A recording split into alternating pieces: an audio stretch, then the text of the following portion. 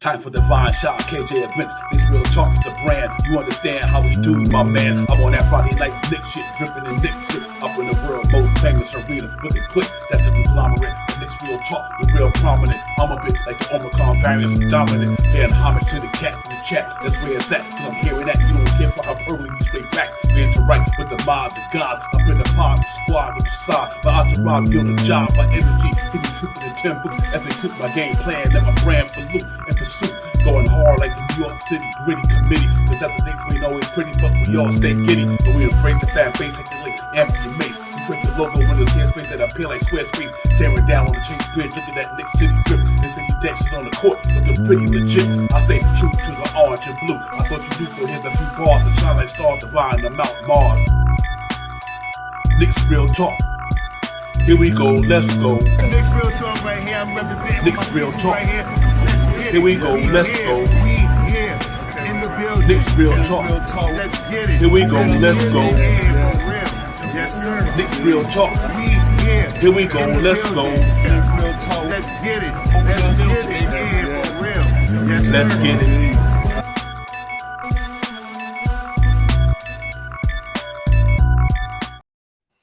Here we go. Let's go. Salute, salute, salute. Nick's real talk in the building. Divine and Shy Powers.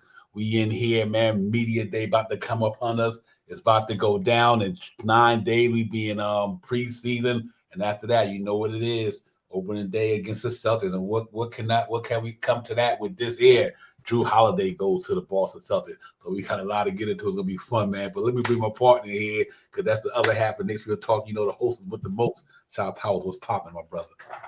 Salute to you, Divine. Salute to the chat. Let's get it. Salute to everybody in the chat. That is where it's at. Julian, my man, what's popping? Darren, peace to the God. Allah wise. Allah, what's good, my man? Peace. But then we in here, man. Shy Power, the season about to hit us, man. It's back. It's literally back starting tomorrow. Media day. We in building, man. Nick's about to get the photography thing going. Lights, actions, camera. They're gonna be up in there. I'm super excited about it, man. And real talk, man. The season's here. So you know, I'm like giddy, I'm amped. I'm ready to go, man. We got the pregame coming back pretty soon. So we ready to go, man. But I'm excited, man. Tomorrow, media day fun. A lot of pictures being taken, a lot of questions being asked. Then they get ready to go into training camp for about a week. Then they head on, they get ready to do this thing, man, in the preseason, man. So I know you got to be giddy as I am, but overall, how you doing, my brother? I mean, everything good, man. Good day, good weather out here. No more rain out here in the East Coast. And I'm ready. I'm ready to see the hoopla. I'm ready to see the pitches. I'm ready to hear some talks from the Knicks now getting ready for training camp. I'm ready to hear what RJ has to say, what Julius Randle has to say. How is he really feeling? How is that foot really doing? To see Mitchell Robinson and see these guys ready to, start performing for us and stuff like that.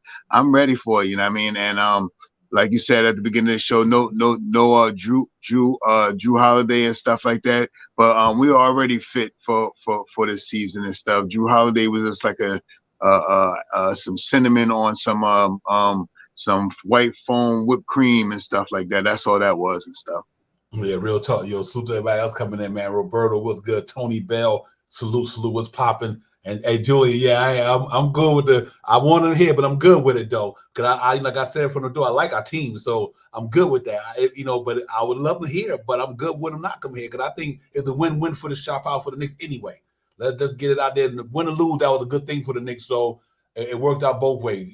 We kept the team that we had. We got some good talent there. We didn't give up no picks, blah blah blah. Kept the infrastructure together, and at the same time, we roll into the season with a team that we already had projected to win 50.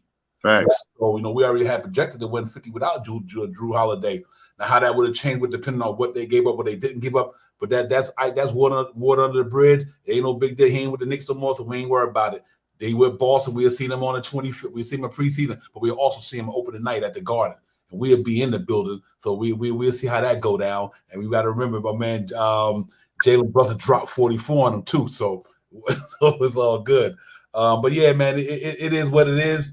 But I'm glad that's over, because we've been tied to everybody this year when it comes to trade speculation.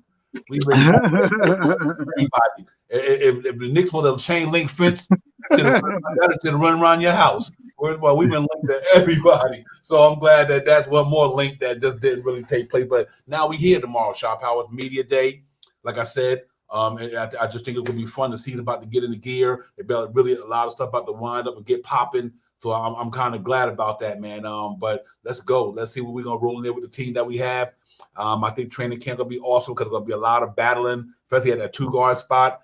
That's gonna be interesting. We're dying to see what's gonna happen with the 4. The Tibbs roll with Jay Hart at the 4. Are you gonna see can Isaiah Roby and some of them guys crack this thing? So I think there's gonna be a lot of stuff going on, man. But the most fun part about it that is like you get to see the guys on without playing basketball when the media day come. They out there having fun, taking pictures, cutting it up, giving interviews and all that good stuff. So that's the fun part about it is that when media day get here, that we really be in there. They be in there just getting to know each other. This team already know each other. They pretty much locked in with each other. So they know each other down in media on that team. So when media day comes, it's just about fun having, getting the fan base energized, get ready to go into the season, man. So I'm looking forward for tomorrow and some of the interviews and what's the thoughts on some of these guys' mind heading into the season, into training camp. What's their aspirations? Would they go for the Knicks this year? I know we know what our aspirations is out here as fans and content creators, but what's their aspiration? Where they trying to get to? And once you see what they trying to get to, they let us know that okay, they trying to go here, and I guess that's what they're aiming for. So I'm really glad about media day because you get to see all this stuff take place. Yeah, just like what you said, Divine. Everything is everything, man. We just want to see what the Knicks are going to be talking about.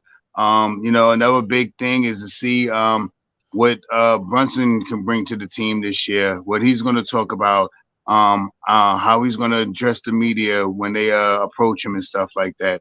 What is he going to say about his sophomore freshman, sophomore year as a New York Knicks, and see if he's gonna he knows these guys now, and this team has been together, and Julius Randle, Mitchell Robinson, R.J. Barrett, they've been together 4, 5, 6 years together, 4 or 5 years together.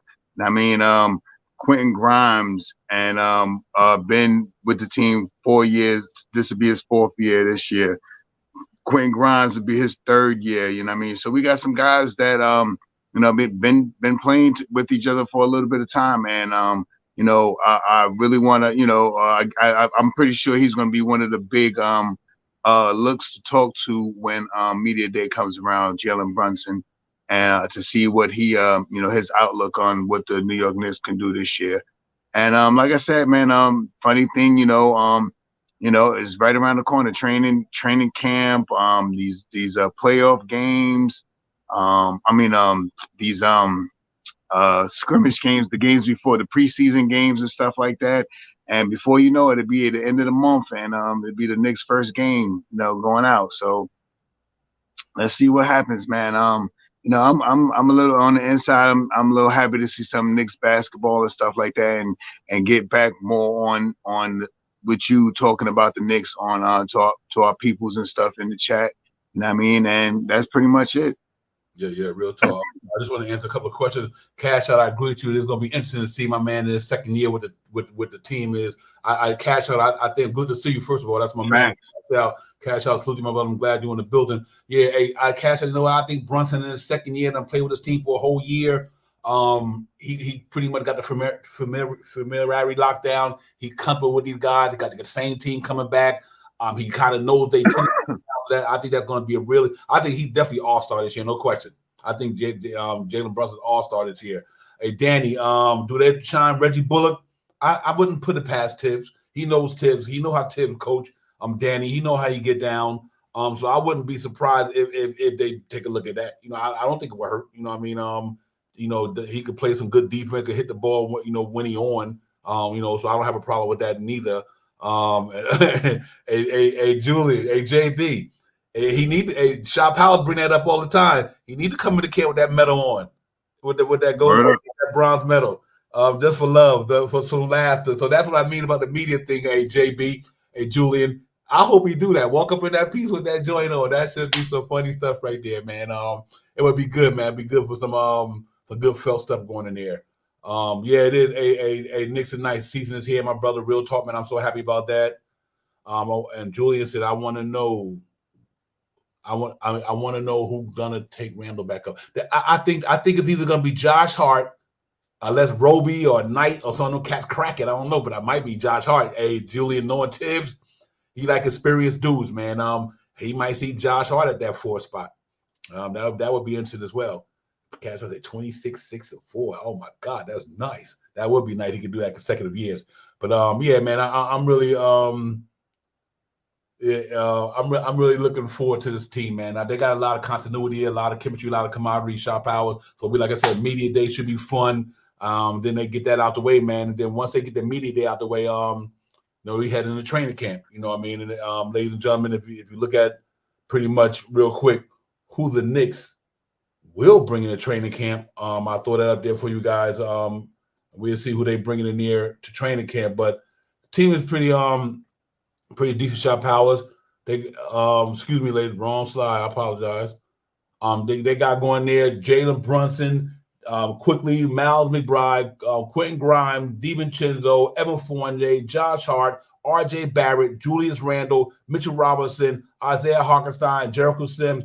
That's the guaranteed contracts that's coming in there. Players on non-guaranteed contract for the Knicks. You got Isaiah Roby, Daquan Jeffries, $2 million. Then the guys who are on two-way deals, Dalen Windler, I meant to say, excuse me, Nathan Knight and Jalen Martin. That's pretty much who you got going into training camp. So we know definitely these guys up here at the top, these 15, 12, whatever, 1, 2, 3, 4, 5, 6, 7, 8, 9, 10, 11. Them 12 are definitely going to be on the Knicks. Isaiah Roby, he probably be there as well. Daquan Jeffries could be there because they got non-guaranteed, but I think Roby got $400,000 that right before the season ended. So I think them guys are being there, man. They'd be in the mix in that team, but we're gonna roll in that with what we have, Shot Powers. I'm really looking forward to these dudes, man. I think they're gonna go out there impressing people. Yeah, I mean, look at that crew right there. I take that crew right there and go up against any team in the NBA. I mean, a whole bunch of scrappy dudes, some defensive guys, and if guys come out the box this year, and if they can shoot collectively 36, 37% for the team and at the 3-point land, they're going to be a threat this year. You know what I mean? They have to come out and shoot consistent from the 3, and they also have to produce when they get to the foul line. If they shoot anywhere from 78% to 80, 84, 85%, they are going to be lethal. You know what I mean? And the Knicks get to the line a lot, probably about 24 times a night. You know what I mean? And they can capitalize on 20 baskets, 20 free throws out of 24 every night, 25 every night.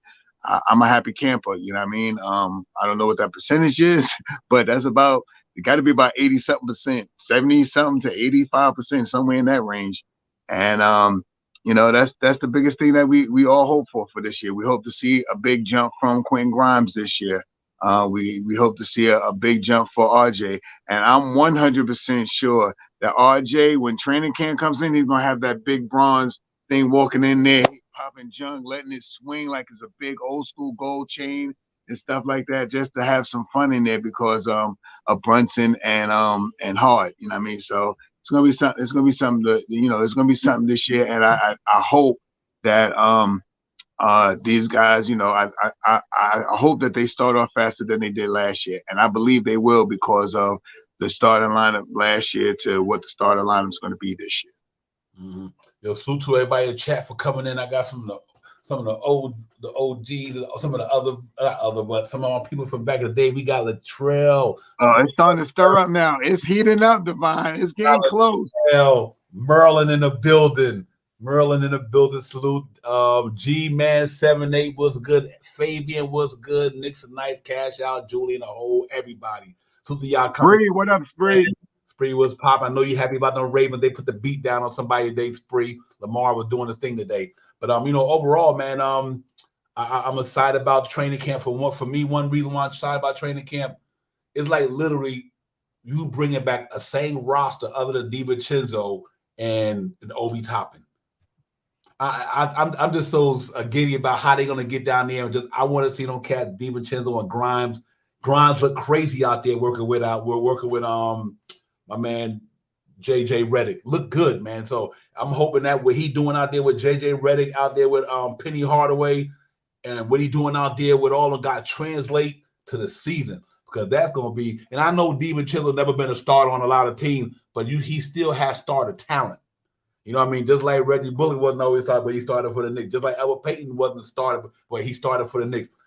DiVincenzo got starter talent, you know, but obviously he not beating out no Steph Curry when he went there. Then obviously when he went to Milwaukee, you know, they had those spots solidified. But man, I think he got starting talent, though he's a backup. So I'm really looking for these cats to get it popping, man. I think it's gonna be real fun. There'll be a lot of battles going on.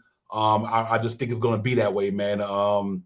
And I want to see these cats get it. I think Grimes right now might be MIP, ladies and gentlemen.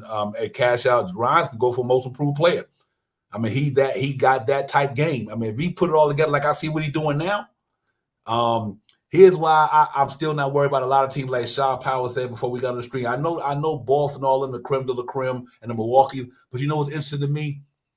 They like Damian Lillard, when we play them, he about to get a dose of Quentin Grimes. When we play Boston, Tom Thibodeau be throwing Quentin Grimes on guys like Tatum. You know what I'm saying? Right. So I say all that to say is, and I understand the team got a lot of superstar talent, but we got a solid team here. And I want to see, that's why I think training camp gonna be so proud. I wish I was a fly on the wall. You know, though I don't want to be tracked to the SHIT, but I would like to be a fly on the wall, because it's going to be crazy up in there, man. I mean, and like I said, you got young guys who hungry, like Roby and Martin. They looking to make a name for themselves, to get into a team and stick there. So I'm looking for these guys to come out there and get it popping. I just think training camp, they're going to go down to Centerdale, down to South Carolina. They're going to play down there for a couple of days. They're going to probably wind up coming back to Tarrytown, then right on to the preseason. So I think if these guys come in here healthy, which was so far so good. You notice, like last year, the past season, we didn't come in with certain players because they was injured. Like Grimes didn't even come into the season last year. So to see these guys doing it like that, man, I'm really super excited about it. Shot Powell, so training camp should be fun. Hopefully nobody get injured in training camp. Nobody had no unnecessary, twisted ankles and all that stuff. Right. Knock on wood, word born, and they do that, I think we're gonna be okay. Yeah, I mean, I'm just looking for some big things from this team this year, man, and I'm hoping that that we see the step up the from Quentin Grimes, see IQ really put the hurt on people this year, and let people know last year in the playoffs it was a fluke.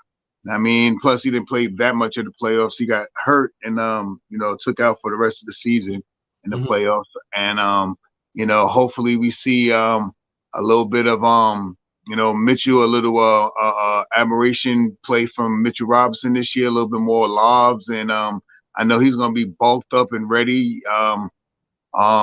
See if Julius Randle, see him working out in his gym at his house and stuff, shooting jump shots. You know what I mean? Looking water fresh, looking like a chisel action figure over there and stuff like that on the workouts and stuff like that. Quentin Grimes looking a little bit, I don't know, I've seen in the chat too, I believe the same thing. I don't remember who said it, but he's looking a little more bulky and looking a little taller. Because he's bigger, he's looking a little taller, so he's going to be much more aggressive this year. RJ Barrett, playing pretty well in FIBA. I think he's going to want to come over here and be that third man to produce on the starting unit. So, I just think Brunson's going to bring it all together this year. I think you're going to see him with more assists than anything this year. I think he's going to strive to get a 6, 7, 8 assists a night. I mean, 9. I think he's going to try to be almost like what Randall. And another thing with Randall, you try to strive as high as assists as Randall. And another thing with Randall, I believe, passing the ball as he does when he gets double teamed very effectively. I think the guys make shots this year. I mean, if you watched last year, Julius Randle paid attention to a lot of what Quentin Grimes was doing, and Quentin Grimes hit a lot of his shots in the starting unit. I mean, he hit a fair amount, 30-something%. I think this year, the combination of him and Julius Randle is going to be what we seen from him and Evan Fournier a couple of years ago with Quentin Grimes breaking. I'm going to say it early before the season. Quentin Grimes breaks Fournier's record this year. I'm putting it out there right now. All right, so I think he's going to make shots this year. All those shots that he was missing open last year, I think he's going to knock way more down this year than he did last year. I think he's going to be more aggressive going to the hole, and his short jump shot is lethal, or at least in some of the skits that I've seen on YouTube and X or whatever they call it now, and all those little shorts that you see him in. So let's see what happens, man. I am amped, I am giddy, and I'm glad that everybody is coming in tonight. And I mean, a lot of old faces, meaning that the pot is starting to stir and you're starting to smell it a little bit. You can smell the Knicks sauce. So it's coming. You smell it. You can smell it. You can smell it. Yo, salute to Keith Turner. Keith was popping. Once the Knicks, always the Knicks. Salute to Danny. Everybody in the chat. Julian, y'all hit that like, subscribe button early. It don't hurt nothing. Don't cost nothing. We in here. Run them up with the thumbs up, man. You know what it is. Run them up with them. But listen, let me ask y'all a question. Do y'all and the chat, do you guys have any worries going into training camp? I mean, is there any worries for the Knicks? Do you see any worries, Shot Power, that for the Knicks going into training camp? Like I said, so far so good, no injuries, and the Julius Randle look like he might be able to come back again and be himself. He's been putting in a lot of work. But any worries that you got or any concerns going into the Knicks into training camp? I don't want to say concerns. I just hope that they start off a little quicker this year. You know what I mean? If Tibbs is going to try to experiment with that 10-man roster, let's do it the first 10, 20 games out of the box. If you're going to see if Roby can get some minutes, Knight's not going to be there probably the first 20 games or so. I don't think Knight will be there. Knight will probably be he's a two-way player, so he'll probably be down in Westchester. But let's see if Roby is going to be on the bench. Either it's going to be Roby or Sims. You know what I mean? Sims and this is someone that we don't talk about much, but Sims can more than likely play a little bit of power forward position. And you didn't really see much of him out, him playing and doing things, but he's a very exciting player, and he can probably more than likely come in there and help with the second unit as well. You know what I mean? If Tibb really wants to run a 10-man rotation, he definitely could put Sims in there as either the power forward or the center, and have Isaiah Hartenstein as the power forward or the center. You know what I mean? They're interchangeable. So let's see what Tibb starts out with, how he runs this thing. The big worry is us not, being more confused. And usually, I hear this a lot too. Usually defensive-minded teams start a little slow in the beginning of the season and stuff like that. A lot of defensive teams start a little slower, but I hope that we're a defensive team that has a little bit more offense this year. So I'm hoping that first 20 games we could be somewhere around 14-6 or something like that. Yeah, salute to one of the Knicks Real Talk family members, KJ Events. What's popping? Yes, man. Sir. I didn't even see KJ. KJ Events, Knicks Real Talk, the brand. You understand how we do, my man. Salute to my man KJ. You know what it is. Hey, man, listen. Hey, you know what? Hey, Julian, real quick. Do you think? I'm bringing this up because I'm glad you put it out there, Julian.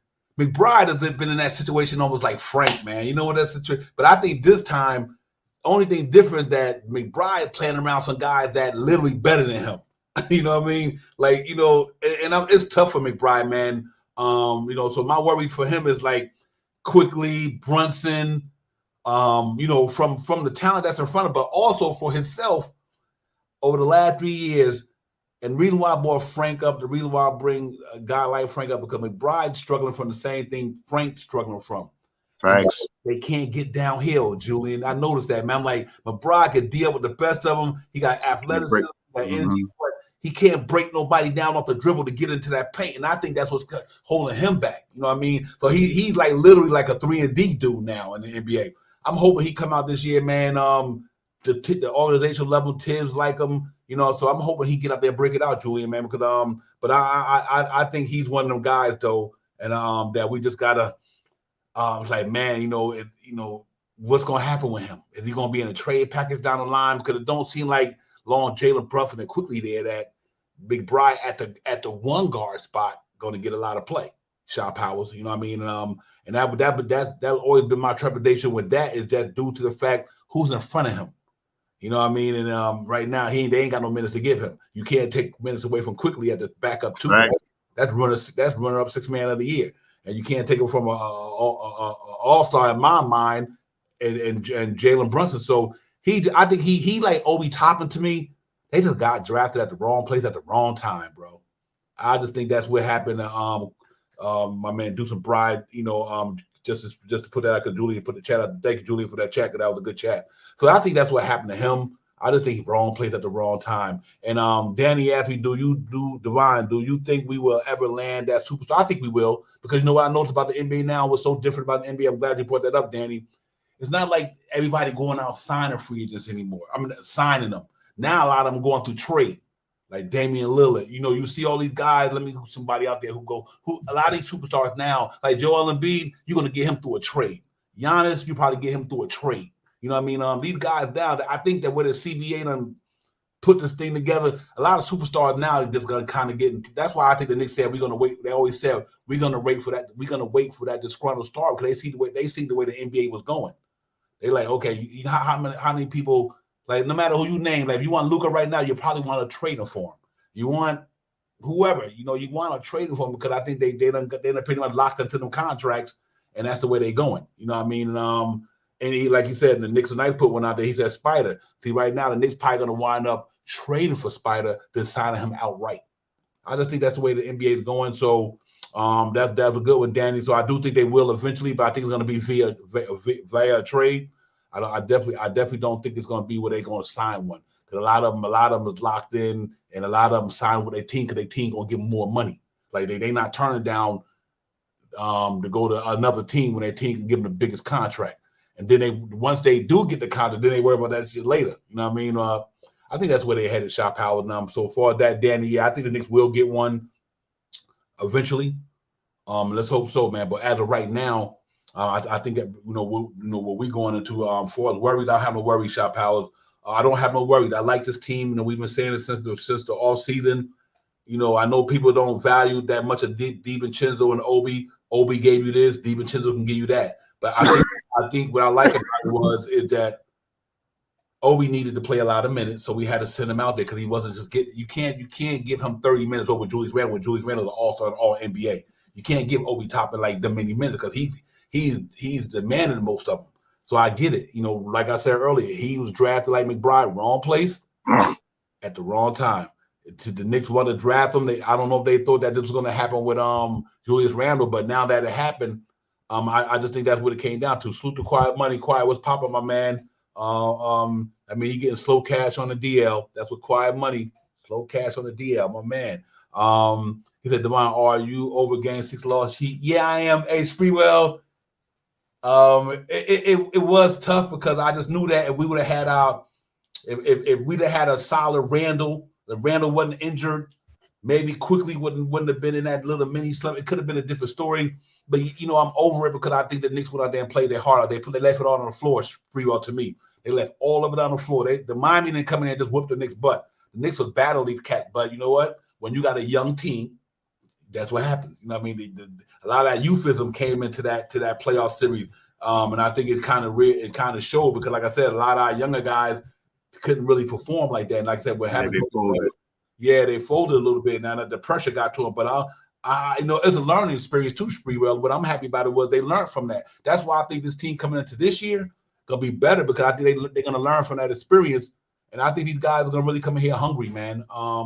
So yeah, I do think that it's possible that a lot of people still might feel about it, but you know what? I done moved on from it, because I just knew that we gave it our all. We just didn't have enough firepower when Julius Randle went down.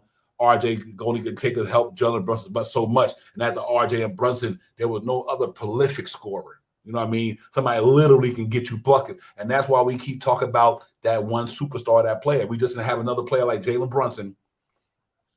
And if Randle wouldn't have been injured, he could have been that guy. All we needed was Randle, a healthy Randle. That's all we needed. That's all we needed. So yes, just to answer your question, I'm over it. I was over it pretty much at the happen, because I was proud of what we did this year, man. So I was happy with the season.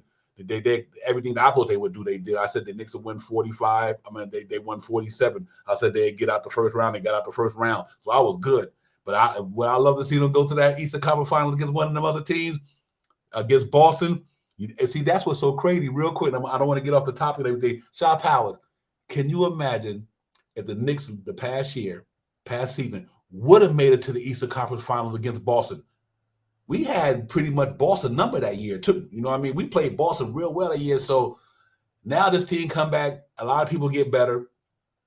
We might not got better for us getting quality talent, but I think we got better overall as a team from experience, a lot of continuity, all that. So I'm really looking forward to it, man. Let's see how it goes. But me heading into training camp, no worry. Let's get it popping. If I had a worry, here's my worry. I'm going to put a worry out there. The only worry I got is Mitchell Robinson going to stay healthy. That's a big one for me. Because I know if the Block Ness Monster play stay healthy, then we good with the defense we got. So that's one of my only worry, I would say. Yeah, I'm gonna go right into the chat too, Jerry. I believe you. Just like I said too, I think tomorrow IQ gets paid, and I also think that it may be the last day that we see Fournier. Something might drop with Fournier too. Tomorrow, right after media day, or right as media day is there, he probably won't show up. And as soon as media day is over, you'll hear that Fournier has been traded. So that was my hope last stream. So, and I think it's time for IQ to get that money. So I think they're going to sign him work that poison pill out for this year. They're not going to trade him this year with the money that he's making right now. And they can't sign and trade him and without including the poison pill into the contract. So I think they sign him and look for big things for 24-25 if they're going to move off of IQ.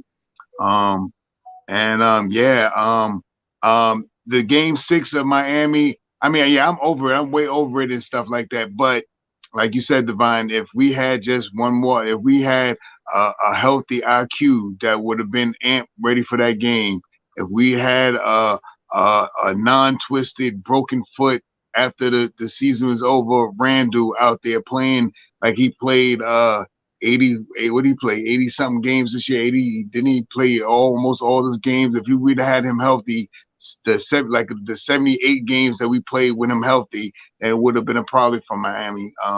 We fared pretty well against Miami, and with Randall being hurt those games, we took him to 6 games. It wasn't like, like you said, Divine, they didn't walk over us. They didn't beat us up. They took us to 6 games, and to the 6th game, I think we only lost, 4 points, 5 points? I don't think we lost by no more than 5 points. It definitely wasn't no 10-point deficit. So, we went out there and battled. Brunson went full that game, 40-something points. We just couldn't get a consecutive RJ. We couldn't get a Randall that knocked down some 3-pointers without putting so much pressure on his foot instead of driving to the hole. We couldn't get Quentin Grimes is a little hurt that game. You know what I mean? And on and on. So all the so whats and stuff like that. But I'm past it. You know what I mean? I'm ready for this season, and I think the Knicks are going to be ready this year. The bigger trepidation that I have, with a lot of Knicks fans is about Obi Toppin and the trade for Obi Toppin and bringing in DiVincenzo. DiVincenzo is going to come in here. He's going to probably get more minutes than he got when he was on Golden State, and he's going to knock down some shots for us in that second unit. You know what I mean? That New York City gritty committee, you know what I mean? That team is going to come out in that second unit and, get buckets. I mean, that's going to be a get bucket team. You got 3 guys on that second unit that can hit the 3-point shot. 4 if you include iHeart. All those guys that's going to be on the bird. IQ, J Hard, iHeart, and DiVincenzo. All those guys can hit buckets, and they can almost average 36 points percentage-wise from them 4 guys just in the second unit. So that's a big lift for us in the second unit. It's going to bring us something that we didn't really have so much last year of creating 3-point shots off the pass, off the jumping, the stopping pops, or the setup shots. And with those guys out there, with those 4 guys, percentage-wise, Josh Hart is a good 3-point shooter. DiVincenzo percentage is like 37% IQ last year. I forgot what he averaged, but he must have been about 36 to 38% from 3-point land last year. You know, if we could get our heart out there this year and, you know, shoot three, you know, just to bring the defense out a little, bit and knock down a couple of, and you have to remember this. Our heart started last year hurt. He's not going to be starting hurt this year, and he may get a better lift. He's only 25, 26 years old. I mean, he's a young boy. He come back this year more healthy, a little bigger, start shooting that practice all season 3-point shots. He come back and shoot three pointers in a game, and maybe can knock down 2. You know, he's looking at us 66% for the year. You know what I mean? Yeah, real talk. Just answer my man question right quick because he did put it up there. I've been waiting. I think Randall 40 from the 3. Good looking, Jerry. Yeah, I think Randall gonna be okay. You know what? That's why I think it's so important to get that backup power forward solidified, so you can kind of bring him in. You don't have to overextend him in the beginning of the season to that ankle. You know, but they say 100%, like Jerry said, and that's a good thing. So I'm really looking forward to this cat Randall coming here getting a pop, and I think it'll be no issue with him. But first and foremost, to everybody in the chat, Jerry, Johnny Davis was popping. KNICKS and Nice was good. Everybody, man, salute G-Man, 7-8, the whole way. Everybody hit that like, subscribe. Let's get it going early. We in the building. We in. Media day tomorrow. Training camp about to go down to Citadel, get a pop. We come back to Tarrytown. Then October 9th is about to go down. We're going to be ready to get a pop against Boston. Yo, we got Boston opening day, ladies and gentlemen. We're going to see Drew Holiday in a Lucky Charm uniform, but now he got to go against the man JB. I wanted him here, but you know what? Now I hear it ain't no big deal. With a win-win no matter what. JB got it going on anyway. So I'm still happy with this team. Let's go get it. We know they got them capped right now, the creme de la creme of the Eastern Conference. They got them pretty much ranked the best odd to win it all. But you know what? I ain't worried about that, man. I really do. I like this team coming back, and it's, like I said, it's a big difference than last year. We didn't start. My man, Quentin Grimes wasn't starting last year. Josh Hart wasn't here last year at the beginning. At the beginning, we had Fournier starting with no defense. Blah blah blah. You know, we had a couple of injuries here and there. Now you got a whole year. Jalen Brunson familiar with the Tibbs coaching scheme, familiar with the guy that he's gonna be on the floor with. R.J. Barrett. Get it popping. I think RJ go do a thing. I think Quentin Grimes or RJ gonna set it off this year for the Knicks. I think the boys right now.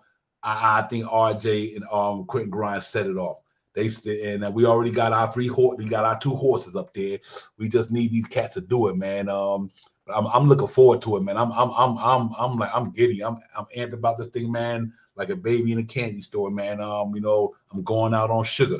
Because that's what it's gonna be like. It's gonna be ants up in there, man. I'm excited, man. We'll be in the building on opening day, about to get the tickets popping off, and we're gonna be up in there, man. Nick's gonna be up in there. Like I said, we got Boston, Milwaukee at the Boston and Milwaukee. Just from what they doing out there, the experts and the professionals or whatever. After that, I think it's wide open. I think Knicks, Miami, Philly. I think you got to put Brooklyn up in there somewhere. I think got a pretty good team down there. Don't sleep on Brooklyn. Let's see what Trae Young them gonna do. Then you got some up and coming teams like Indiana. They're going to try to make some noise. Right. Orlando Magic. They're a beast this year. Yeah, so I do think it's going to be pretty interesting. But I think we're ready, man. One thing you cannot underestimate, like who's in the foxhole with you. You can't underestimate that. You know what I mean? Who rolling with you? See, the Knicks know who rolling with them. You know, think about it. Boston got to get familiar with Porzingis and Drew Holiday. Right. You know, so that chemistry, and that got to be established. And the training camp ain't enough time to do that because, like, they get ready to go into the regular season and playing other people next week. So, you know, they got to get that with Porzingis getting comfortable. You got to get Drew Holiday getting comfortable, and all the even with Damian Lillard and Giannis and them, they still got to be able to how Giannis going to get with Chris Middleton, Giannis, Chris Middleton, how they going to work it out with Damian. So I think it'll be interesting, man. You know, one thing we got going for us, like we got the same roster. We don't have them issues. We don't have them issues whatsoever, other than DiVincenzo coming in. And because the way he played, he done played with some of these guys. He's familiar with the way they get down. And not only that, where he came from. You know what I mean? Right. Coming from playing with Steph Curry, Coach Steve Kerr, and all these guys, that's going to be easy. Like Tim say, that's just a seamless transition. So I think we go into training camp with one thing up on a lot of teams: the continuity and the familiarity, the chemistry, and all that. And I can't say that enough because I really believe that. You know, you want to know who you rolling with. If you like the ball on the left side, okay, I already know you like it on the left side. If you like your ball at the top of the key, blah blah blah. The Knicks got that going for them already because they got all that going for them, and I'm happy about that. So let's see how it translates to some wins. But over and all that, man, I'm Shot Powell. I'm really excited about what they're doing with this team, and I think right now the roster's set, going into training camp, and so I think we're just gonna go out there and roll with it, man, and see how it goes. I want to put my man Quiet Money chat back. He said Grimes was gimpy, IQ was gimpy, Randall was gimpy. Exactly. Quiet Money. You 100% on that one, man. That's what I said. Can you only imagine that those cats would have been kind of healthy if Randall would have been healthy? And I go on some of these platforms like X and everything, and I can hear people saying Randall doesn't do it in the playoffs. God, he's been to the playoffs twice. The first time the first time he went there, it was Julius Randle, RJ Barrett, and a bunch of everybody else. The last game, when Nate Miller said, we're going to key on Julius Randle. They throwing 3 dudes at my man.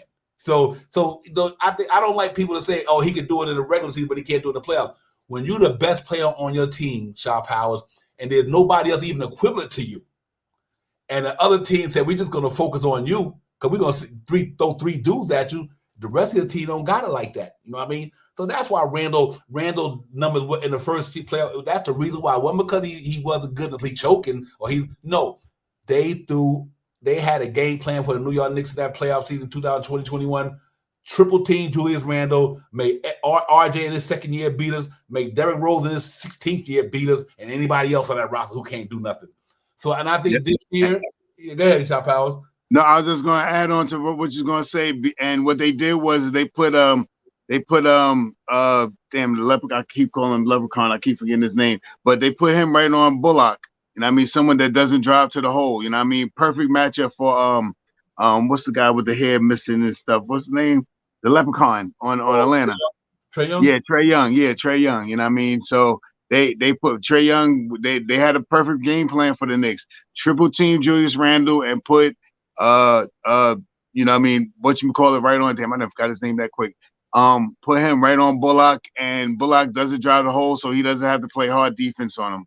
Perfect. Yep. So that to me, that's the thing with Randall. Then you move on to the 2022-23 playoffs, which was right 22-23. Randall got injured. Coming into the playoffs, got injured and got injured in the playoffs. So let me tell you, this year to me, now if Randall put up the same numbers this year, if he's healthy and the Knicks is not injured, blah blah blah. Now Randall going to the playoffs, and he don't get a pop, and then we can also reassess that. Like, okay, this year might be a reality, but I do think we got to give fair credit to what happened with him in his first year with the Knicks, is that he was the best player on the team, and they just triple teamed the crap out of Randall, and nobody else can get down. RJ was in his sophomore year, like I said, and we had Reggie Bullock, who just now ain't even with a team. And matter of fact, the 2 guys we talk about, and Alpha Payton, he right now about to play for a G League team. These was Knicks starting players, again with Julius Randle in 2020-21. So I think we got to, give a little bit of credit to the Atlanta Hawks for taking Julius Randle out of that playoff because he was the only guy we had. So let's hope that it all changed around and Julius Randle had going to this year, another All NBA All-Star appearance, and this time he's able to go into the playoffs healthy with this squad, see what they could do. But I'm glad. I just wanted to put it out there because my man put it out there. I appreciate that, real talk. But salute to everybody in the chat, man. Y'all got it popping up in there. Anna Powell, Sister Quiet Money. You already know how we do. Jerry Fitz, everybody, man. Just salute. Hit that like and subscribe button. Don't cost you nothing. Next we'll talk. We in the building. We killing it. Let's do it. Tomorrow, media day, first day of a season starts. 82 games coming up. Preseason coming up. We open. Let's go. The Knicks is in the building, y'all. We about to start a new season. Tell your wife, tell your girlfriends. You know I'm going to be at 7:30 most likely every night. I'm going to be down here with that screen on, staying true to the orange and blue. So let's do it, New York. Let's start. Let's get it, man. But other than that, man, I tell you what, the roster look like it's set to me. You look like where we going and being at the Drew Holiday thing did not pop off. Let's look at where we at with this team, man. Shaw Powers, and let's talk about it. Right now we got, we look like Julius Randle. Jalen Brunson, R.J. Barrett, third, about to get that money. He about to start his 4-year contract extension. Jalen Brunson, his second year on the Knicks, about to come in here and do what he do. Julius Randle already been here. We got Evan Fournier, which I don't know what's going to happen with that. But Mitchell Robinson, I'm looking for a big year for Mitchell Robinson. I think he got to play over 59 games. I'm looking for big Mitch there and dominate with that offense rebound, defense rebound. And from what his coach was saying, his athleticism is going to be on display this year. I did watch a clip about Mitchell Robinson. Ladies and gentlemen, I watched Mitchell Robinson shoot some free throws the other day. Guess what he was doing? He was shooting them with an arc. That's beautiful. I got to go look for that now. Yeah, he was shooting with an arc. I mean, he was finally shooting that with an arc, and he was knocking them down. And I always said that, big men, because they so strong, you gotta shoot with your wrist, not your arm. You're too strong. That's why you're throwing them bricks all the time. But now I know that he's starting to flick the wrist, and in practice, he was shooting with an arc, and they were knocking him down. Like Clyde would say, he don't put no arc on the ball. So let's hope Mitchell Robinson come at Josh Hart. I'm looking forward to his tenure with the Knicks for the next 5 years. I think he's going to play some big dividends for the Knicks coming out the gate. God, we got guys who can defend some of these players that we talk about. We got guys who can defend Drew Holiday. We got guys who can defend Jimmy Butler. We got guys who can defend a lot of these guys, man, him, Quentin Grimes, and quickly in them. So that's what really got me so optimistic about the team, because they got some defenders. You look at Josh Hart, DiVincenzo, quickly, Grimes. I mean, he can't defend the basketball, man, but, Josh Hart, DiVincenzo, Isaiah Hartenstein, Manuel quickly, Quentin Grimes, Isaiah Roby, Daquan Jeffries, Jericho Sims, Marvin Bride, Trevor Keels is not here no more. Then obviously you got Jalen Windler, Jalen Martin, and my man Nathan Knight. Then the cats who are going to be on our roster this year. So we're going into the training camp with a pretty solid thing, man. So let's see how this thing going to happen. But I'm really looking forward to it starting tomorrow, Shop House. Let's see how this thing can do it, man. Okay, Jerry, enjoy the Jet game, man. I got you, my man. Thank you for coming, Jerry. Appreciate you, my man. Go handle it. Yes, sir. All our Giant fan, we get it popping tomorrow night against Seattle. Going to be a big game for us tomorrow. Early in the season, a big game. They are going to be a problem. Quiet money, Boston. That defense they got on the perimeter with Jaylen Brown and Holiday and Tatum them. It's going to be interesting. I just want to see their continuity, how Paul Zinger's going to blend in with these guys. Because now, they got 4 guys who literally can get you 20 points on any given night. They got a good team, man. And then you got a savvy veteran with everybody team need, like Al Horford. Al Horford might be 37, but he got 37 more. He got much more experience than a lot of guys that's in that playoff playing for them. So he's and then they still got Derek White, quiet money. They're gonna be a problem though. I think they're gonna be out there to do it. But let's see how it goes. I think the Knicks gonna be a problem as well. And Milwaukee, if they stay healthy with Brook Lopez doing what he did last year, stretching bigs out there at the 3, Giannis more healthy than he was against. Remember when they Miami beat the last year, Giannis wasn't even healthy, bad knee. So Chris Middleton, hopefully he come back with a be healthy. They're gonna be a pretty tough. But they're my 2 top teams right there. Then I got everybody else. I got them top 2 and everybody else. And then the Knicks I think Knicks gonna be in that everybody else, but they're gonna be in that top of high echelon of that everybody else. So let's see how it goes, man. But I think we can be good. I roster set, man. We ready to rock and roll. Ain't no excuses for us. Do we got enough talent, not to win the championship, ladies and gentlemen, but do we got enough talent to do what we did last year, the past season? Pardon me, not the past season. I think we got enough talent to do that. Let's see how it goes. We got to wait till the ball get thrown up and everybody get on the floor. We get a popping shot power, but the roster set though is pretty much set. There's no question about that, and I think this team is going to be ready. Everybody's going to be playing for each other like they did.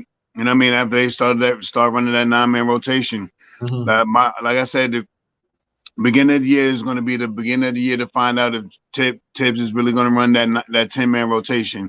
If he's going to give Roby a little bit of play, or if he's going to give Sims a little bit of play.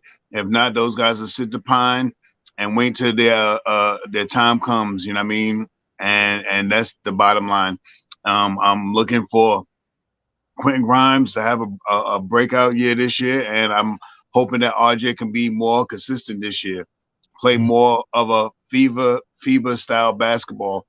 He did the American team dirty in the playoffs for that bronze trophy. He did them dirty. So, and that's against players that he plays against in the NBA. So I think he's gonna come. I think he's gonna come in and really try to perform this year. You know what I mean? There's a big hoopla about RJ and his performance and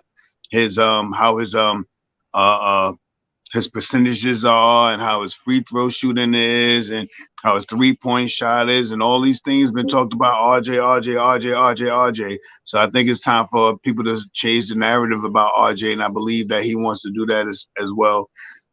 Like we talked about, his PPR is only 12. If he could get that thing up to 16, 18, he's a he's a different player. He's a different player. He's a different player this year.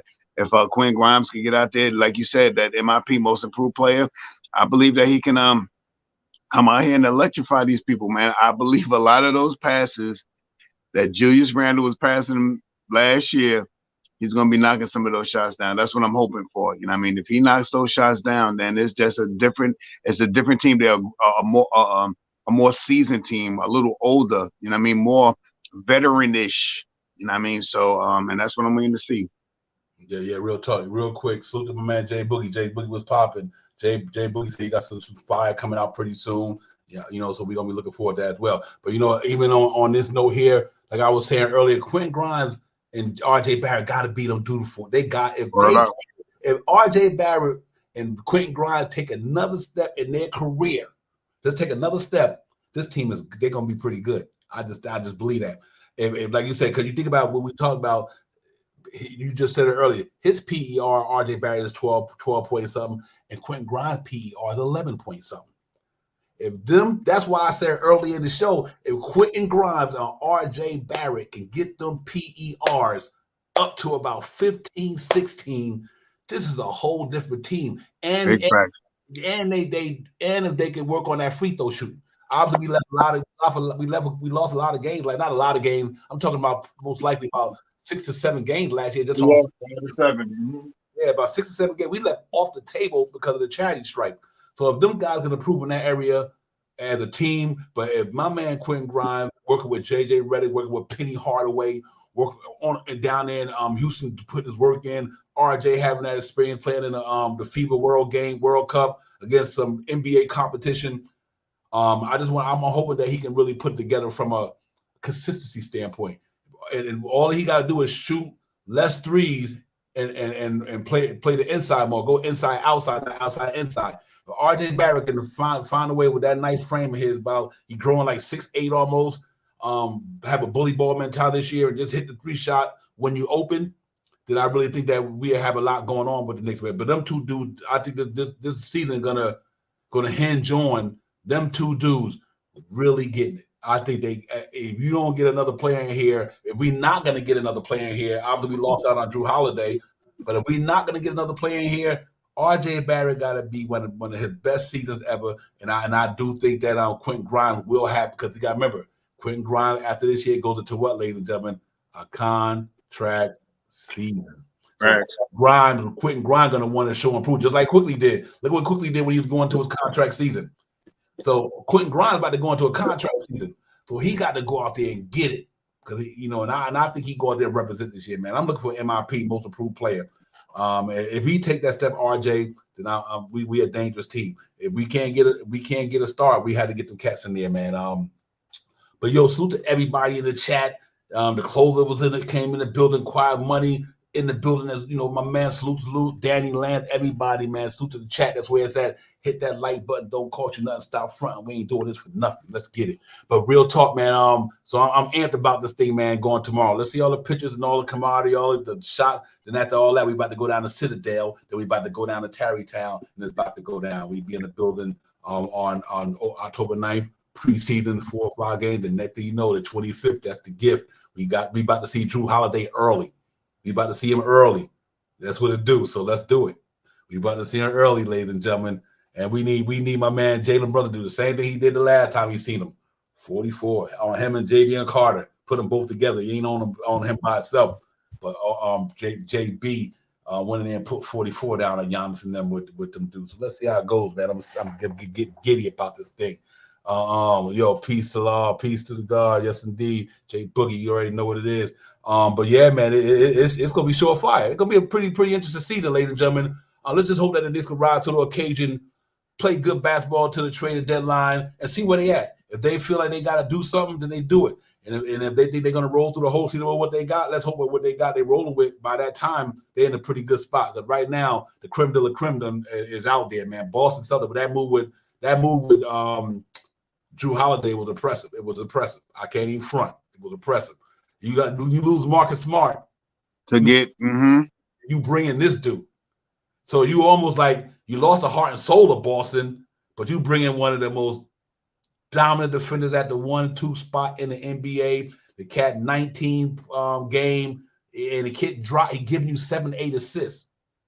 Think about that. He giving you 7-8 assists on 19 points. Cat can shoot it from downtown and literally can defend with the best of them. You know what I mean? So Boston gonna be good. I think they here's their X factor. Porzingis. Facts. Porzingis don't. If Porzingis, that's their X factor, ladies and gentlemen. You gave up Robert Williams in a trade for him, so if you Porzingis gonna have to pop. He had a good year last year, ladies and gentlemen. Porzingis had a good year last year.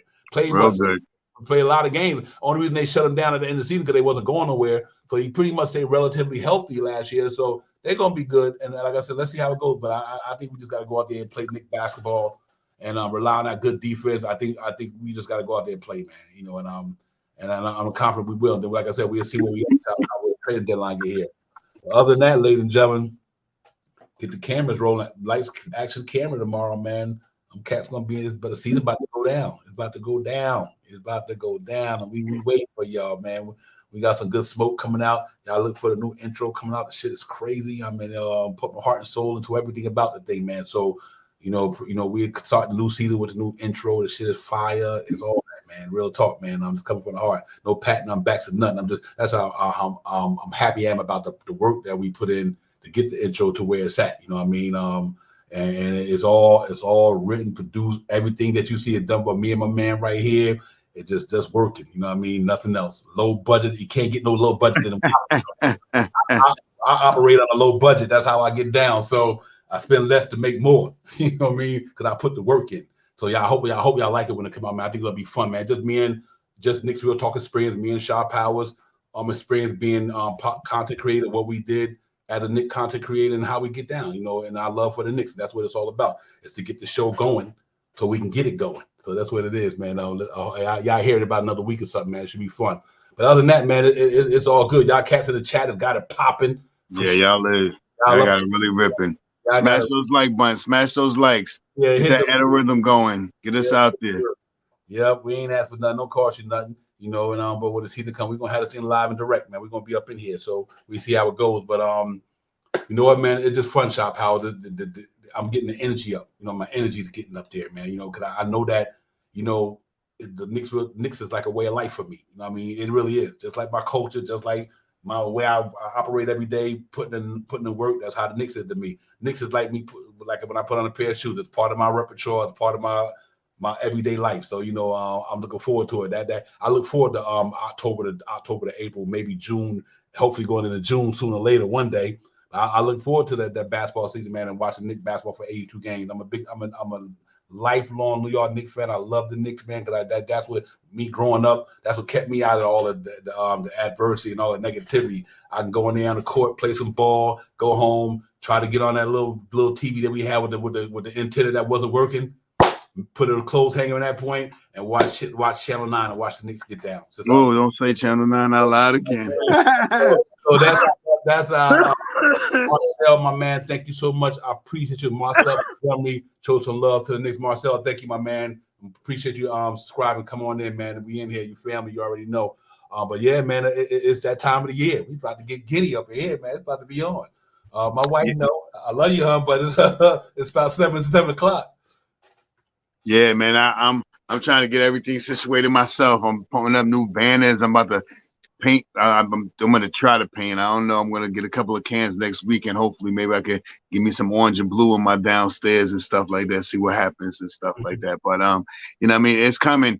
And you know how it's coming? You can see the chats are starting to, you know, get back in the thing, get in the swing. Everybody can taste, you can smell it. You can smell it. It's in the air, you know what I mean? And Knicks Real Talk will be in the building, you know what I mean? And I just gonna reiterate the two things that I'm gonna be pushing. You know, I'm always gonna be about pushing the pace.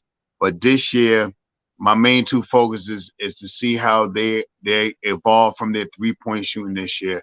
They need to be over 36% for the team this year. And they need to be somewhere from 79% to 84% from the free throw line this year. And with those two factors elevating, this team is going to be a devastating team. Yeah, it's gonna be tough. It's gonna be interesting. And you know what? You know what's interesting to me? When you get to that, if we in that stick of things, you just never know. You don't wish nothing bad on a team because you want to be the best. You want to beat the best. But you never know what happens in the course of a season with anybody. With us, like I said, see, our season last year was it got deterred by Julius Randle getting injured. But who's not to say that one of them teams that's above us might get deterred by an injury happening on their team? You know what I mean? Or vice versa. So we got to see. Like I said, after the top two teams, I think Philly, Miami, us, Cleveland. I like what Brooklyn doing. I ain't got no love for them, but I like what they doing. I ain't trying to wish them on to be well. And but I like where we at, man. You got a lot of up and coming guys, like I said. That you got to think about Atlanta gonna look to respond. You know, they made some move. They sent out John Collins out there. They're gonna look to respond a certain way. You know what I mean? Don't take Trae Young for granted, but still, I ain't got no problem with what we do though. I think we solid. We a solid basketball team, man. We got the same coaching staff, same players, -1, +1, but the continuity is there at the door. Let's put up a shut up. You know, let's see what they gonna do. And Knicks haven't proved me wrong yet since Tom Thibodeau has been under here, other than the past season, the season before the past, when the injury took place with Kimber and all them guys. But 3 years they've been here, 2 years we've been in the playoffs. That means a lot, you know what I mean? And you know, and for the Damian Lillard thing, nobody in their right mind thought Damian Lillard was going to end up in Milwaukee. Nobody. Right. And if you front, you false advocating. Yeah. And nobody, and I, you know, and so we didn't know that Drew Holiday ball was going to drop that fast, and maybe the Knicks might have been like, you know what? Yeah, we might want to do it, but it happened so fast. They're like, you know, I don't know. So I would have loved it. I don't have a problem with Drew Holiday. Drew Holiday is the real deal. He is the real deal. But like I said, I like what we got in New York. I believe we got a good team. We might not got dominant all-star or superstar players, but we got a good team. Our team is good. Not one or two individual players who good. Then after that, everybody else is mediocre. I mean, we got a good team. Yeah, L-I-Y, peace. That's all I see right there. He said, Dame ain't even know. Yo, peace to the God. That's all I right there. Because you right. He didn't know he was going there. That's facts for God. Peace. Yeah, man, it's like it's just trying to get amped, ladies and gentlemen. You know how we are here, man. We homeless, but we also homeless with deal with facts and not hyperbole neither. You know, and when the Knicks ain't doing something right, we'll call it out. But we'll call it out. You know, we'll call it out when we think the Knicks ain't doing something right. Like I said, Ted, we had to call him out on certain things he don't do. But overall, the numbers don't lie. And right now, since he's been here, they've been winning. And since the play, you know, they've been doing this thing, building this thing slowly but surely, methodically, real slowly, step by step, signing players that we drafted. You know, the RJs and the Robinsons and all these guys. We signed these guys quickly. We signed quickly Monday. Then you know what? That we signed quickly. So we got one thing I got to give the Knicks credit for. They are signing the guys that they drafted. That means that they show improvement. Like Thibodeau said, we building what the shit we got. He literally building with the shit he got. Yeah, and you know what? When that right player come available, then they go get it. I think everybody do it like that. Think about it. You know, Golden State, they drafted Curry, drafted Thompson, they drafted Draymond Green. They won a championship. They know what they did. They went out there and added another player like KD. You know what I mean? And all that. Like, look at Boston Celtics. They drafted Jaylen Brown. They drafted Marcus Smart. They drafted Jason Tatum. And know what it did? They took it to the Eastern Conference Finals a couple of times. So what they just do? They went out there and got a couple of players to go with the drafted players they got. So we on that same thing. We drafted RJ. We drafted Robinson. We draft now these guys and quickly and grind. Now, if they take that next step, all we got to do is wait to that right player. We got one already, Jalen Brunson. So you wait till that next player come available, and then you do like everybody else did. You snatch them, you know, and I think that's just the way it go down. Miami Heat, they did that with their team. They drafted Bam, they drafted Tyler Hero. Then what they did, they went out there and got Jimmy Butler. You know what I mean? They went and got that. So now they're looking to get another piece to add to the guys who they drafted. I respect the Knicks for doing that. They finally did it the right way, not trying to buy free agents like Stoudemire. I know disrespect to them, but they went and started from the ground up. I cannot realize how important it is to have your farm system or your guys coming through from your pick to come up there and get better. And I think the Knicks did that So right now they haven't drafted the last couple of seasons. Shot Powers, that is over, ladies and gentlemen. Ain't no more picking people in. Ain't no more picking these young guys in a draft now. Nick's about to go try to get something. You know what I mean? So that's why they haven't drafted the last couple of years. I think Quentin Grimes and I think Nick said that, with Quentin Grimes and McBride and Jericho Sims. Facts. We don't need no more young guys after that. They're young enough. Nick's is a Nick average team, average age-wise, of 25.4. So the if you take if you take 40 out of there, it might even go down because Julius Randle and my man and Josh Hart 28, and everybody else younger than them. So the average age of 25 is still young kids to us. You know what I mean? So I think they're doing it the right way. I really do. Let's see how these cats continue maintaining this thing, man. But I think we're ready to go though. Yeah, I mean that's the same thing I was saying, Divine. We all as Knicks fans used to hear the chatter about, oh, we need to use our youth. What was the word? We need to keep the youth, do the youth. Well, we have been doing that since Tom Thibodeau has been here and got rid of that first round of guys that we had, the Bullocks and the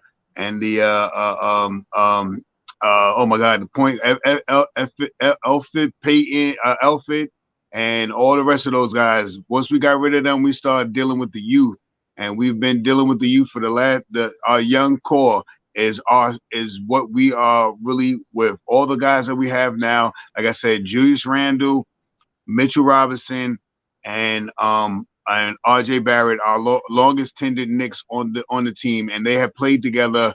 At least three or 4 years together. Yeah, 3 or 4 years together. You know what I mean? So, that's a nice little core right there. And, the little sprinkles of Quentin Grimes starting his second season this year. And I mean, IQ could possibly look to get the Sixth Man of the Year award this year. DiVincenzo, another young guy. We got a whole bunch. Isaiah Hartenstein, another young guy, only 25 years old. And I mean, these guys are, young. Last year we were the youngest team in the playoffs.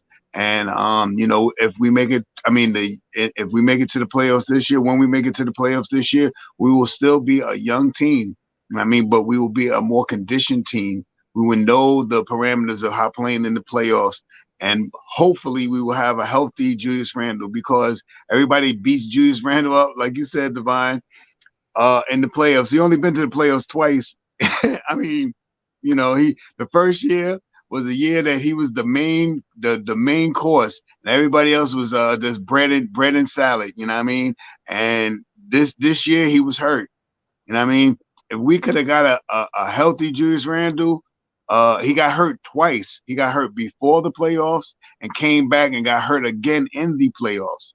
You know what I mean? And still came back. So we get a healthy Julius Randle, you know what I mean? And, a chip on his shoulder IQ this year, a more consistent RJ Barrett this year, and a rise from Quentin Grimes this year. Some better defense from the guys, some big plays from Mitchell Robinson this year. You know what I mean? And on and on and on. And in that second unit, I'm going to say it again, man, that's going to be a running. I don't want to say run and gun, but if iHeart can come out and hit some 3-pointers, you know what I mean, that will bring people out from packing that paint on us. You know what I mean? And it's going to definitely change the way the team is played because iHeart brings his man out. What makes that so good? If he can hit a couple of 3-pointers, you know what I mean? If he can get out there and, make it look like he's going to shoot a 3-pointer where you got to play some defense on him, he's also a great passer, man. And I think in that second unit with Josh Hart, with DiVincenzo and iHeart, I think he's going to be able to, get about 4 to 6 assists a night. You know what I mean? I think his assist ratio will be a little high for the second unit because he is a good passer. Backdoor cuts, he's going to hit you. And I mean, and if you iHeart, if you J Hard or if you DiVincenzo, those guys like to do that. They dog like that. They like to cut behind the thing and go lay the ball up. If he brings the ball, if he shows like he's going to shoot the 3-pointer and opens up the floor, these guys are going to have more opportunity to drive to the basket, which DiVincenzo loves to do, which J Hard likes to do, and I'm pretty sure IQ is going to abuse it this year. He started getting better last year, driving to the hole with a different type of shot going to the hole instead of that floater a year ago. In the year where we had 37 wins, instead of that little floater, now he goes to the rim. He'll lay it up. I said he won't float it. He'll lay it up. He'll go to the hole and lay it up. He'll shoot a short jump shot. These things are going to be key for us this year. The better percentage that we shoot from the floor, the better percentage that we shoot from 3-point range, and the better percentage that we shoot from the free throw line is going to change a whole lot of games. You talked about it earlier, Divine, and we always talk about it. Last year, we lost anywhere from 4 to 7 games last year just from free throw shooting.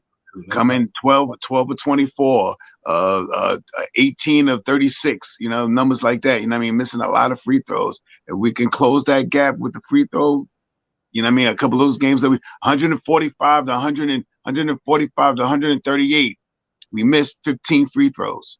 Mm-hmm. Yep. And that was one of the games I was with SGA, I think. We missed about 15 free throws that game. Could have won that game. It's a couple of games that we could have won just by hitting our free throws. So we come out this year and the guys can stay consecutively somewhere around high 70s, upper 80s. We're gonna have a better season this year. Yo, so to John Infante, I got you, John. I understand when you're coming with the Tibbs thing, man.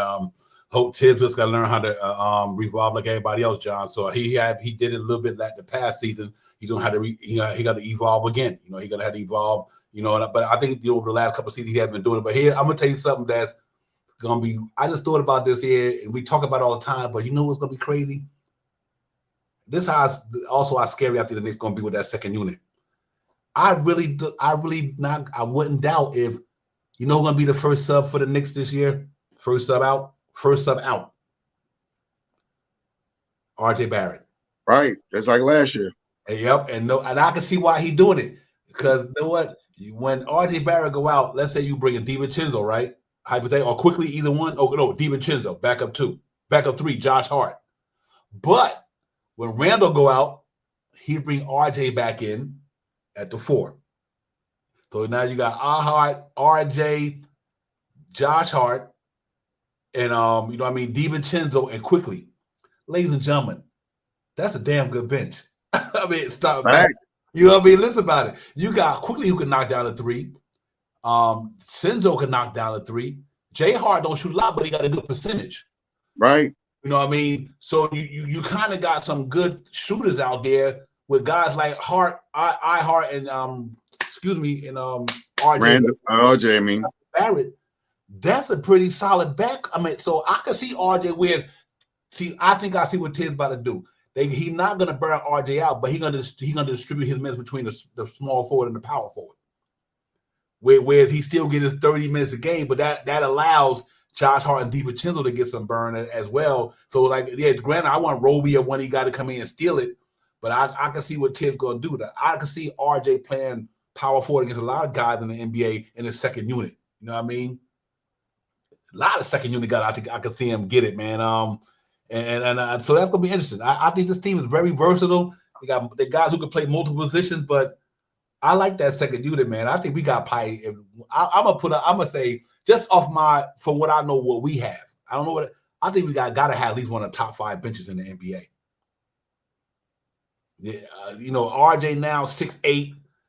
I think I told somebody this 2 years ago, a year ago. I meant to say, I was like, watch it. RJ body gonna be like LeBron James in another year or 2. I said this, he's gonna have a LeBron James body, and not that he's LeBron James. I'm talking about his physique style. And then you look at RJ now, he's starting to get cut like LeBron. He's 6'8". You know what I mean? So he got that bully boy body to go in there and just bang against cats. RJ gonna be pretty something, man. I think in this year, man. So I'm really looking forward for him to have a good year along with the rest of them guys. And and let's see how it goes. Superman, D Cool was popping, man. Thank you for coming in. Salute to everybody in the chat. Also, y'all cats got it going on up in there. Y'all know we hype. We end media day tomorrow. Training camp after that. So we're gonna get into the preseason. Then it all starts to go down. So hopefully, we get it popping, man. But it's a very versatile team we got here. Shop out. I would not put nothing past what Tibbs do this year. We got a really good versatile team, man. A lot of pesky guys like that. Like I said, just 3 guys alone. Emmanuel quickly. David Shinzo quickly, and Josh Hart. That's some pesky defenders right there. You know what I mean? I think that's what people. That's why I try to look at all the variables and why I picked the Knicks to win 50 games. It's going to be a lot of second units got to go up against three guys like that who literally can defend the ball, who can get in passing lanes, who quick off the pick. You know what I mean? They recover real well, and they all can pick up quickly can pick up 94 feet. So it's going to be really interesting to see how these cats go down, man. I'm just hoping that it all come together, man. If it all come together, we got a problem. If it don't come together, that's a different story. Then we're gonna hear the boo birds chirping. But if this all comes together and the continuity and chemistry is there, until we can go out and get that next guy to bring in here, no matter who it may be, I don't know. But like I said, will happen via trade. If Julius Randle come back, like I'm gonna put Jay Boogie's chat up there. He says, I don't know about that, my man, not right now. This is going to be Julius' best playoff performing gear in the Knicks. I bear witness to that, man. Real talk. Jay Boogie, great mind, think alike, man. I think if people be knocking Julius Randle about that playoff stuff, man, but you got to remember the reason why he went through it is because of what we had with him at the time. I could justify both of his playoff mediocre performances. I could justify why he did it. I know why he went through it. It wasn't because he's not a playoff type of player. Just that with the team he played with, they keyed on him that year. And this year, the cat was injured. That's it. That's it. It ain't got nothing to do with his talent. It ain't got nothing to do with nothing like that. I just think that's the real deal, man. So let's see how it goes, man. But ladies and gentlemen, it's on fire and popping. It really is, man. I'm looking forward to this thing, man. Shot Powers. And we can't wait, man. Start tomorrow, man. Let's go get it. Yeah, I mean, that's what it is, man. It's time to see what,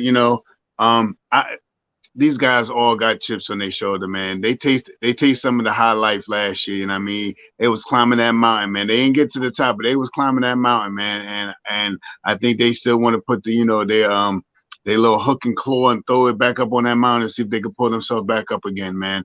I'm going to say this, and I'm going to say this, and I'm going to say this again. I believe the Knicks are going to start off a little quicker this year than they did last year. You know what I mean? Last year we started off with 11-man rotation. You know what I mean? We had Evan Fournier in the mix, and then we also had Derrick Rose, and we also had Reddish. You know what I mean? Before Quentin Grimes could really get acclimated into that full-time second two position.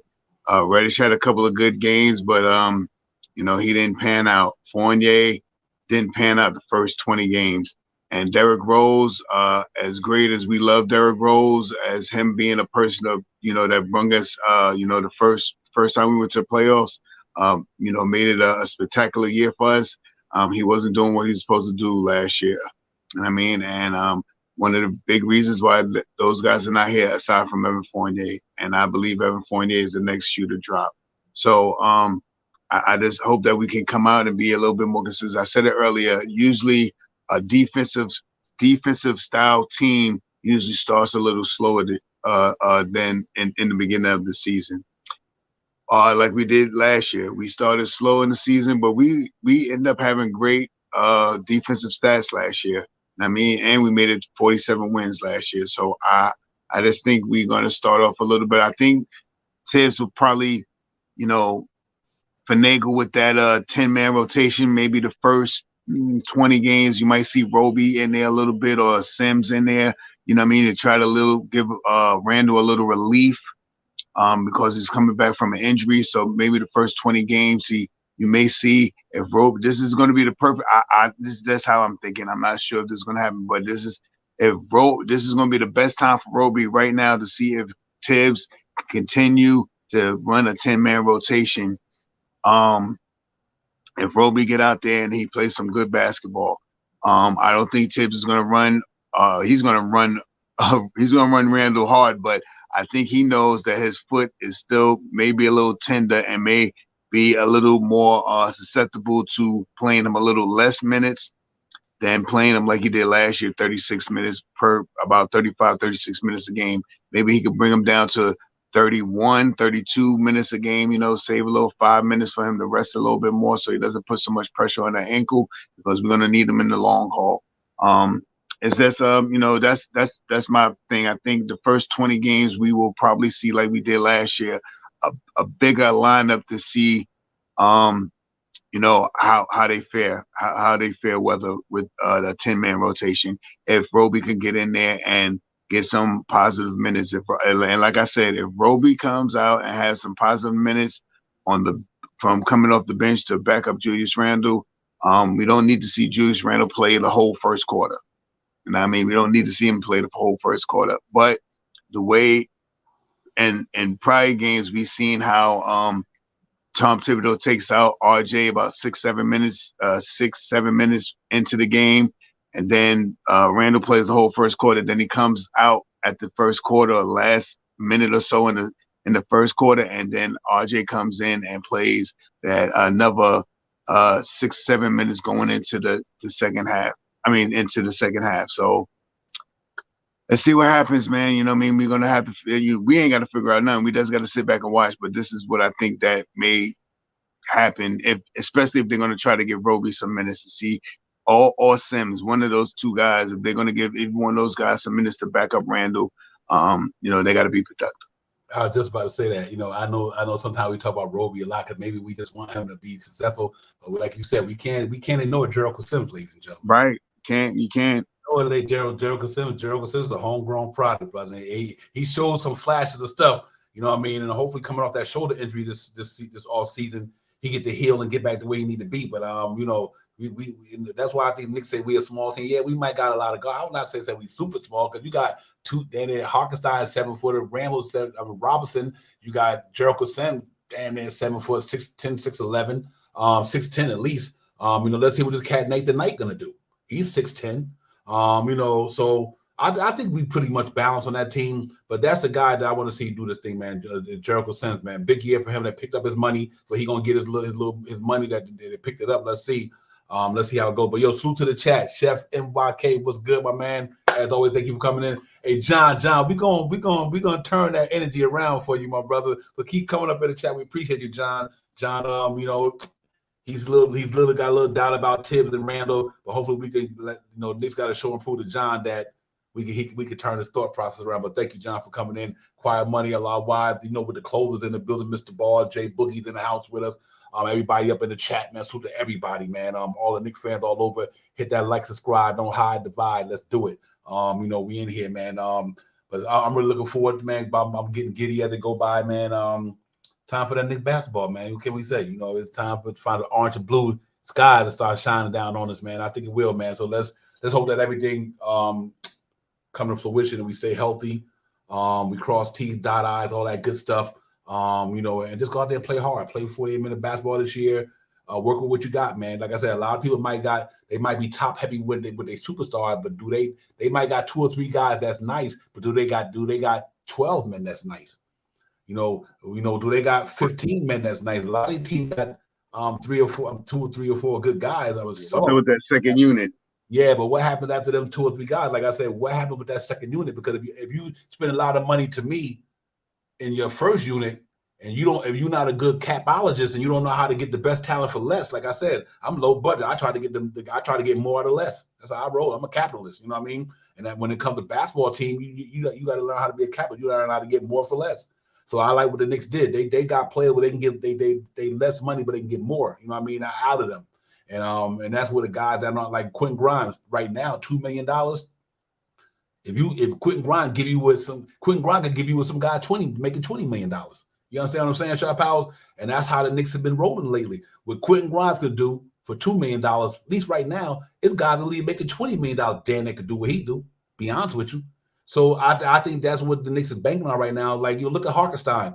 The way he playing Hartenstein, $8-9 million. But sometimes he play like he worth 15, 16. You know what I mean? Right. And I think that's where the Knicks is at with this thing. Let's hope that it all stay that way, and everything stay part of course. We don't get caught out there with the devastating stuff. And let's roll, man. Let's roll with the season. Let's get in. We're gonna be able to build all 82 games. We can help it. You know what I mean? For the sake of reason we can. I think we will. We'll be here, man. We'll be here. Rain, hell, sleet, or snow. We'll be in the building, man. Knicks Real Talk. We definitely gonna be here, man. We do this for the fans, my man. You know what I mean? So That's why we do it, Shot Power. So I'm really looking forward to it, man, starting tomorrow. And but listen, ladies and gentlemen, later on in the week we get back on and we really get it popping, man. We get in here and talk about some more Nick news and Nick notes and everything, good thing like that. Salute the coach in the building. Salute the coach, you know what it is. And so I'm happy, man. I'm really excited about the season. Can we be better next year? We'll see. We need to take another step. And we're not. I would love to see us. I would love to see us get in that ECF. That's all to it. That Eastern Conference Final. I want to see us get there.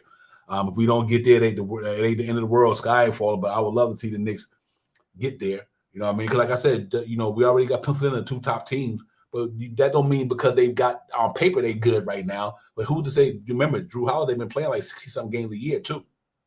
You know what I mean? So Porzingis been playing around 60 games a year. So though they good on paper, though nothing matter until you get out there and throw the ball up. You know what I mean? Right.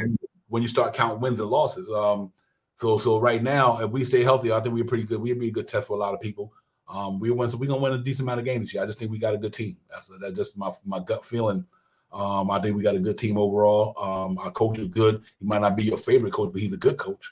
He won coach of the year twice. Winning coach. He's a winning coach. Winning coach, right. He won coach of the year twice. Even he didn't win a championship with Derrick Rose, but look who he's going up against. LeBron James, Dwayne Wade, Chris Bosh. So that happens. Sometimes because you don't win a championship mean you're not a good coach. It means that the competition that you went up against was just better than you. You know what I mean? So I'm quite sure if he would have had LeBron James, and he probably would have won a ring too. So then that's the only thing that's eluding Coach Thibodeau right now is a ring. But his mindset, he's trying to win, and I can understand it.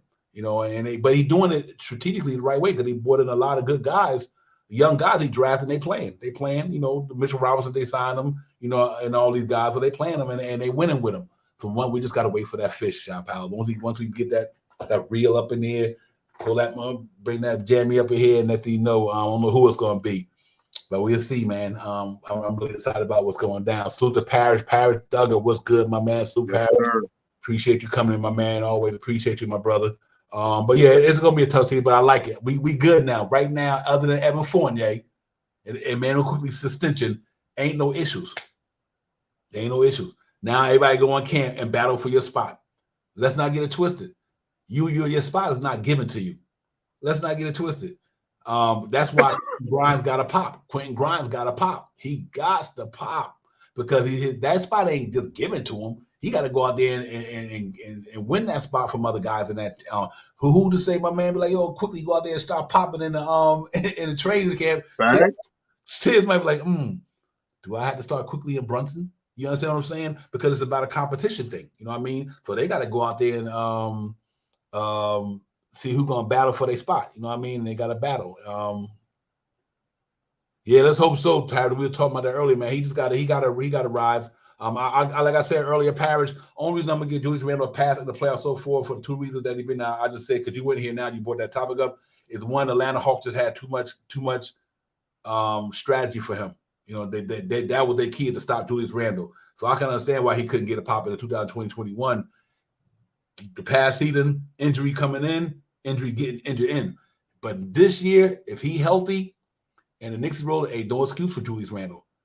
When the Knicks get to the playoff and Julius Randle is healthy and Brunson is healthy, he got to step up. He got to step up. That's period. And I think he will, man. I don't think you forget how to rebound once you get to the playoffs. I don't think you forget how to shoot 3-point once you get to the playoffs. I don't think you forget how to dribble ball because you're in the playoffs now. What you got to do is know that the pressure is different, but you don't lose your skills. They're like, okay, I woke up in the playoff, I forgot how to shoot, or I forgot how to do the things that I do.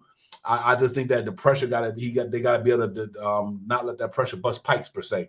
And if I think Julius Randle do that, Parrish, if he go out there and perform in real time, like you said, the Knicks got to bank on that. We got to bank on that. We got to hope that Julius Randle, if healthy, going in and get it popping. If he get it popping, I'm pretty good. Because we got, like I said, if he would have been healthy last year, I think this would have been we would have a different conversation right now. You know what I mean? I think that you can't, and he got his little issues that he might have. Sometimes he might fall back on the play. He might let his man drive past some baseline. We know he got issues on the defense side of the ball. He ain't all defense anything. You know what I mean? And he got to put that more effort in on the defense side of the ball. But one thing we can say, he give you what he can give you on the other side of the ball. We just need the Julius Randle to get back on the other side of the ball, the defense side of the ball, put a little bit more effort in, Don't take the pressure off of Mitchell Robinson. Just don't let your guy walk past us. Don't let him drive the baseline and walk past you. You can't let him do that. You know what I mean? And I think that's one thing I'm hoping this year, that he takes another step in. Julius Randle put a lot of effort on defense. Him and RJ Barrett. If him and RJ Barrett play the defense side of the ball, shot power this year with a little bit more effort, with Mitchell Robinson and Quentin Grimes there, then I think our first unit will be okay. I think we scored 116 a game last year, shot power, and look how we shot from the charity stripe last year. Right. And we scored 116 a game. So let's hope that all this stuff just kind of works itself out. In the Eastern Conference got tougher, the Western Conference got tougher, but I think we got tougher too. Maybe not from getting a superstar talent, but we got tougher and better from experience and all that good stuff. So we see how it goes, man. I'm really excited about these boys, man. But anything that you see that will go wrong, that got you we kind of talked about it, any worries going into preseason, but is there anything that you think that might have you like second guessing how good this team is? That's what I'm trying to say. Not at all. I think talking about Julius Randle is a sore loser. He wants to win. You know what I mean? And that's one thing that I know. He said it himself. He's a sore loser and he likes to win. So sometimes he may lose a little focus on what he's doing, but he's all in to win every game that he gets on the court. And like I said, my biggest my biggest thing this year is how we start. You know what I mean? Is Tom Thibodeau going to try to play that 10-man rotation and start off a little slower to try to set up a little different defense with someone that's going to back up Julius Randle for the beginning of the year to keep a little bit of rest on that ankle? Or is he going to go, that's that straight to that 9-man rotation and just go from there? I tend to believe that he's going to try that 10-man rotation. And I mean, I think he's going to try to give either Sims or Roby some minutes. And that's just going to be a learning curve right there. 10-man rotation, got to try to figure out how to space the minutes out between RJ Barrett now and Julius Randle. If you may see how he how he distributes the minutes if he decides to run that 10-man rotation. And 20 games in, if it works out good, then he'll probably continue it for the rest of the year. If it doesn't, he's surely going to go right back to that 9-man rotation. Last year, the reason why Tom Thibodeau didn't go, he stopped. And I keep saying this. I'm going to keep reiterating this. Tom Thibodeau started off last year with 11-man rotation. 11-man he started off with. Then he went to a 10-man rotation and rocked that for a little bit. Then after we lost that game, I think it was with Dallas. It was Dallas, right? After Dallas, he went straight to a 9-man rotation. You want to know why? Because he didn't have 10 men on the team that he trusted.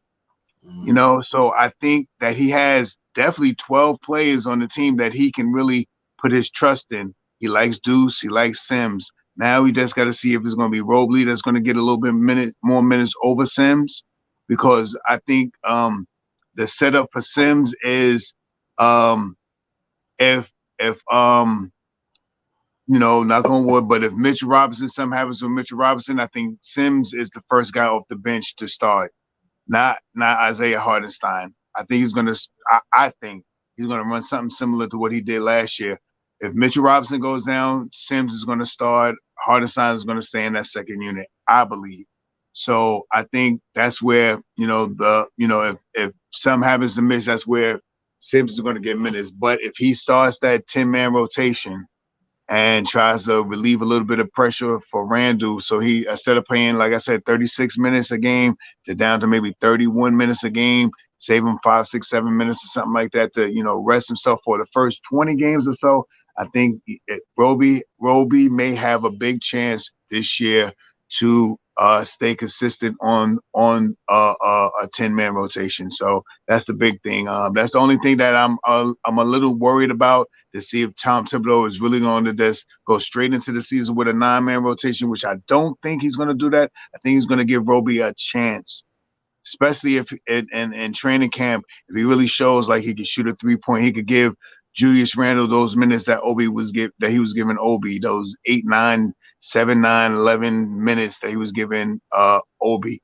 And if he can be a little bit consistent somewhat consistent like Obi was, shoot a couple of 3-point shots. If not, it's going to go right back to what we talked about. R.J. Barrett's going to be in that second unit, getting taken out 6 minutes into the game, running with that second unit with Ahard and J Hard and DiVincenzo and who I'm missing, DiVincenzo and IQ, and that's the bottom line. Yeah, real talk. I agree with that. Hey, for me, hey, ladies and gentlemen in the chat, who do y'all think got a good chance of taking that power sport fight? Y'all throw y'all chat out there. Let's let me know who y'all think gonna be that Knicks backup power forward, or who has a good chance to do it. Obviously, you got Sims, Nathan Knight, and you got Isaiah Roby. I know Isaiah Roby could knock down a 3-ball pretty good. And got a good size before built thickness, rather, I would put like that. Nathan Knight's like 6'10". So he got a lot to prove coming out of Minnesota. So what you guys think when it comes to this backup thing? Do you think the Thibodeau use these guys? Because if, like Shaw Power said, if somebody like Roby or Sim can come in here or Nathan Knight give you some rest Julius Randle for a little bit without having to burn RJ too much, and at least to get some rebounds, play some defense, knock down a couple of shots, then I think it bode well for the Knicks. So I'm just curious of what you guys think about that, man. I like Isaiah Roby, Shot Powell. I knew what I seen in the summer league wasn't what he not only capable because he's been injured. Like I say, he haven't played ball since February. Coming off a big injury, yep. Coming off a big injury, ankle injury, couldn't play since February. So he had a little rust in him, but you've seen some of the things that he could do.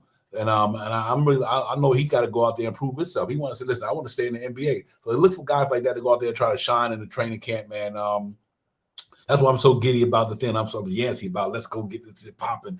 Like I said, I wish I could be on a spot report up in that piece because I just want to see the camp battles and all the guys go out there competing, man, and trying to get themselves ready for the preseason coming up that next Monday, which is like that following Monday or Tuesday, whatever. Preseason's in the building, man. So let's do it. But other than that, man, listen, we're going to get out of here, man. I'm glad everybody came in. Real talk. Quiet Money said, I like Nathan Knight, the dude pairs. He do, man. A Quiet Money real quick. I like him too. Me too, man. I'm hoping that this cat can with that frame could go out there. That's why I'm glad you put that out there because it's going to be an interesting thing with these guys, man. These cats is 25, 26 years old. Facts. Knight, or Isaiah Roby. These cats ain't no like 18, 19 years old. These cats is like 25, 26. So I think the good thing about that, they got the age experience on them, but now they got to see if they're going to be able to revive their careers because they don't make it with the Knicks. Who knows if they're going to make it with anybody? Because if you can make it here, you can make it anywhere when it comes to, playing in the Garden. And so these cats got a good opportunity, man, to do that. I think he will as well, Mike Lugo. I think Barry will get a lot of four when Randall's out. But, let's hope when these cats don't have to – I'm hoping that when he cats popping, he don't have to do that. Like I said, it's a long season, 82 games in the playoff grind. Let's hope these cats can pop, man. And Tibbs, from his maturation, critique the minutes a little bit. You know what I mean? The 32 minutes ain't bad for your starters. Jalen Brunson, 32, Randall, 32, 33. Right. And then you give somebody else 16 minutes. You know what I mean? Or vice versa, whatever the case may be. Because one thing the way Quickly playing, he got to get his minutes. He quickly earned his minutes. He earned 20 minutes. And that's why, in a sense, just like Obi Toppin, I can understand he wanted more minutes, but Quickly earned his minutes. Thanks. He earned his minutes. So, that's going to be interesting dynamic too. Is like, I can understand why Tibbs do go 9 men. Because how you going to tell Emmanuel Quickly, who had 16 points a game, runner up to 6 man of the year, he only going to get 15, 18 minutes.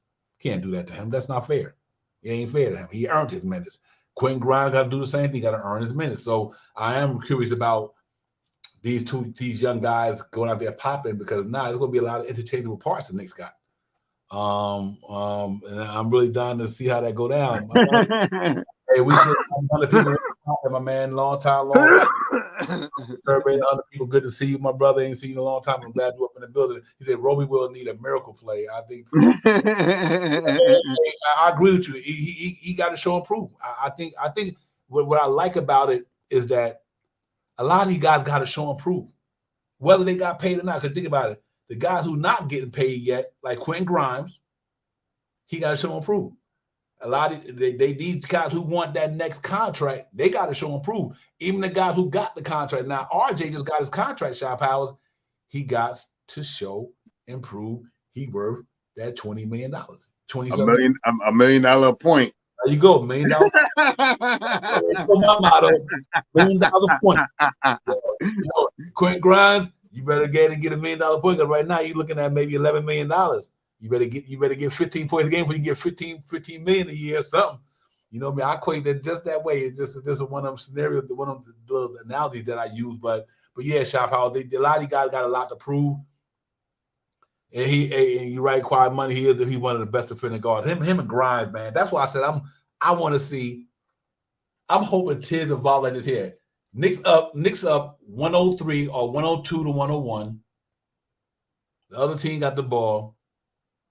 Knicks on the defense. They got their shooters in there, but you got Quentin Grimes, quickly, Jay Hart, Mitchell Robinson, and whoever the next best defender on that floor for that one play.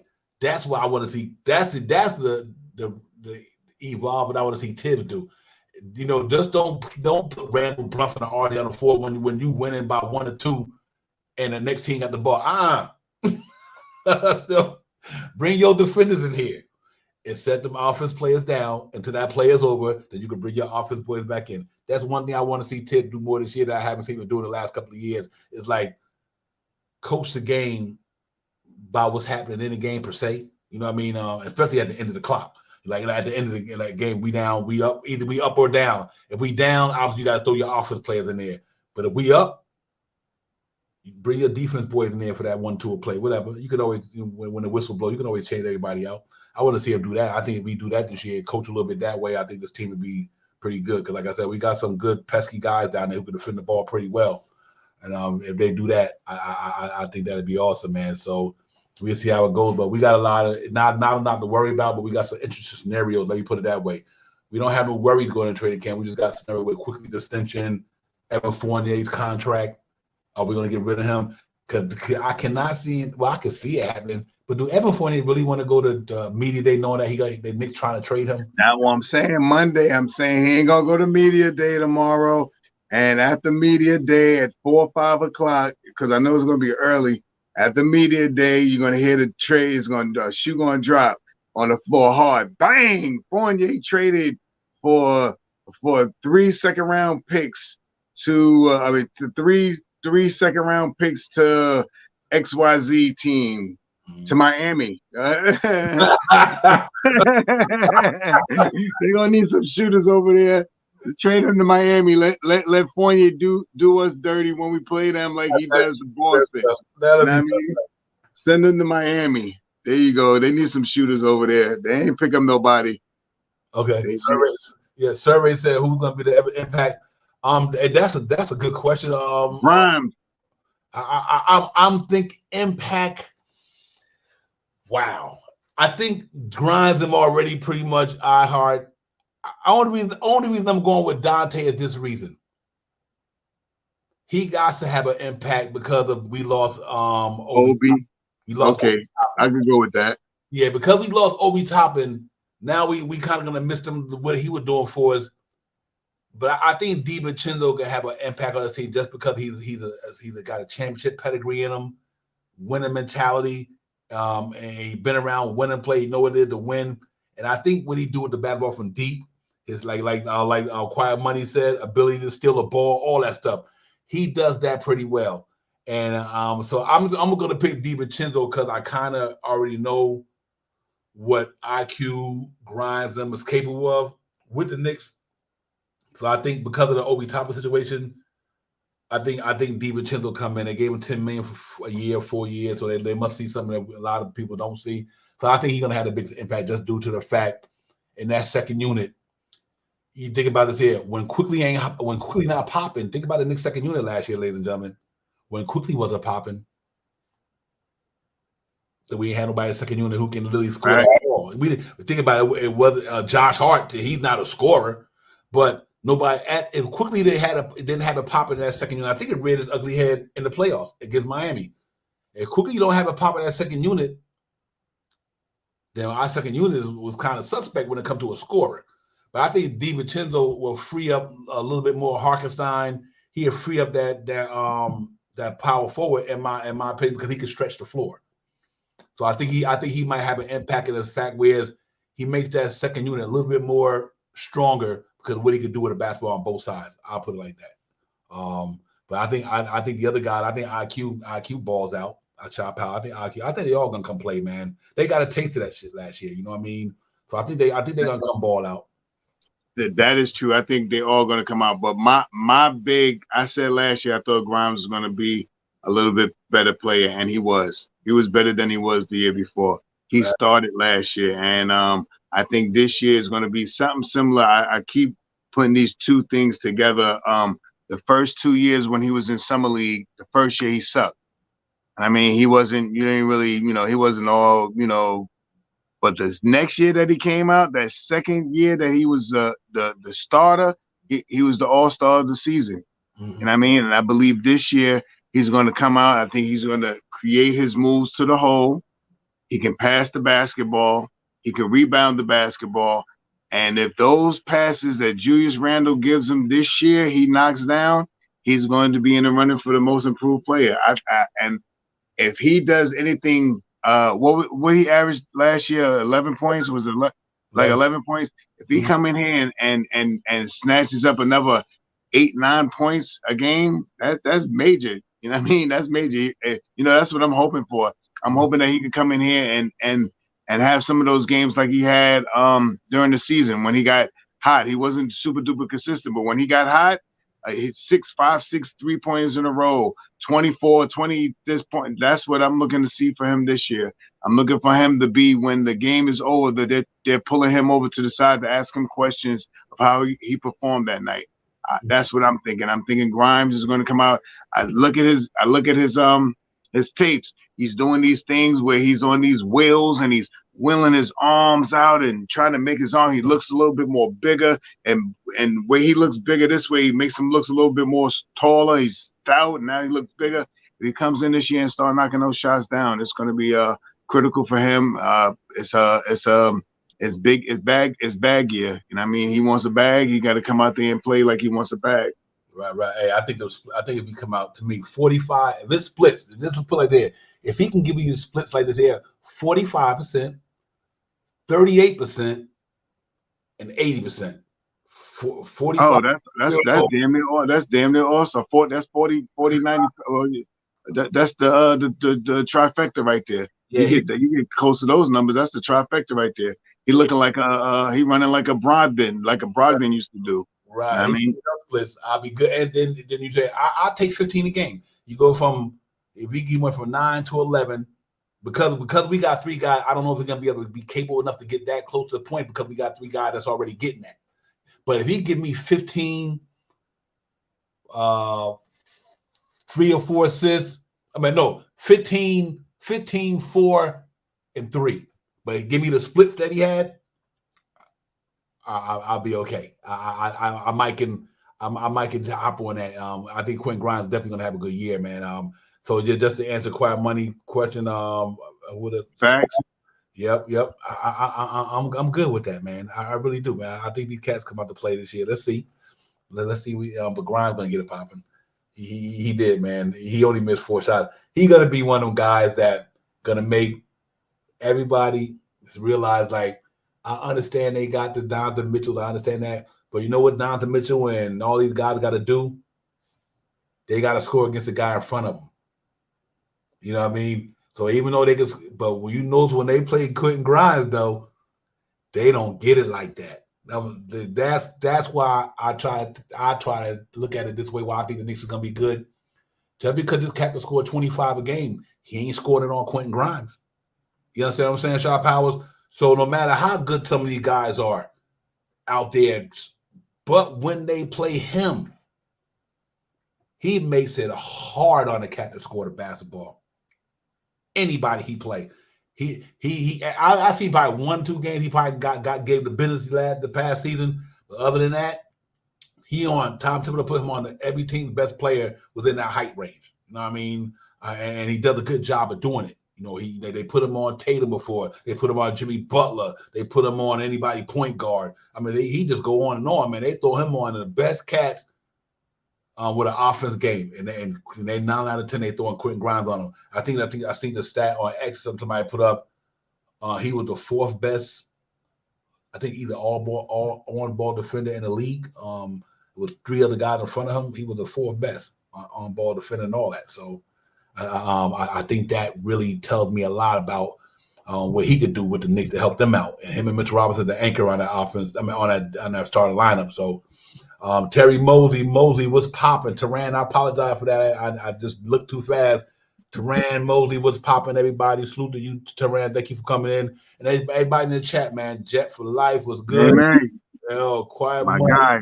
Parish, we subvert 100 people, man. Salute to everybody, man. Y'all make sure you hit that like, subscribe button before y'all get out the building today.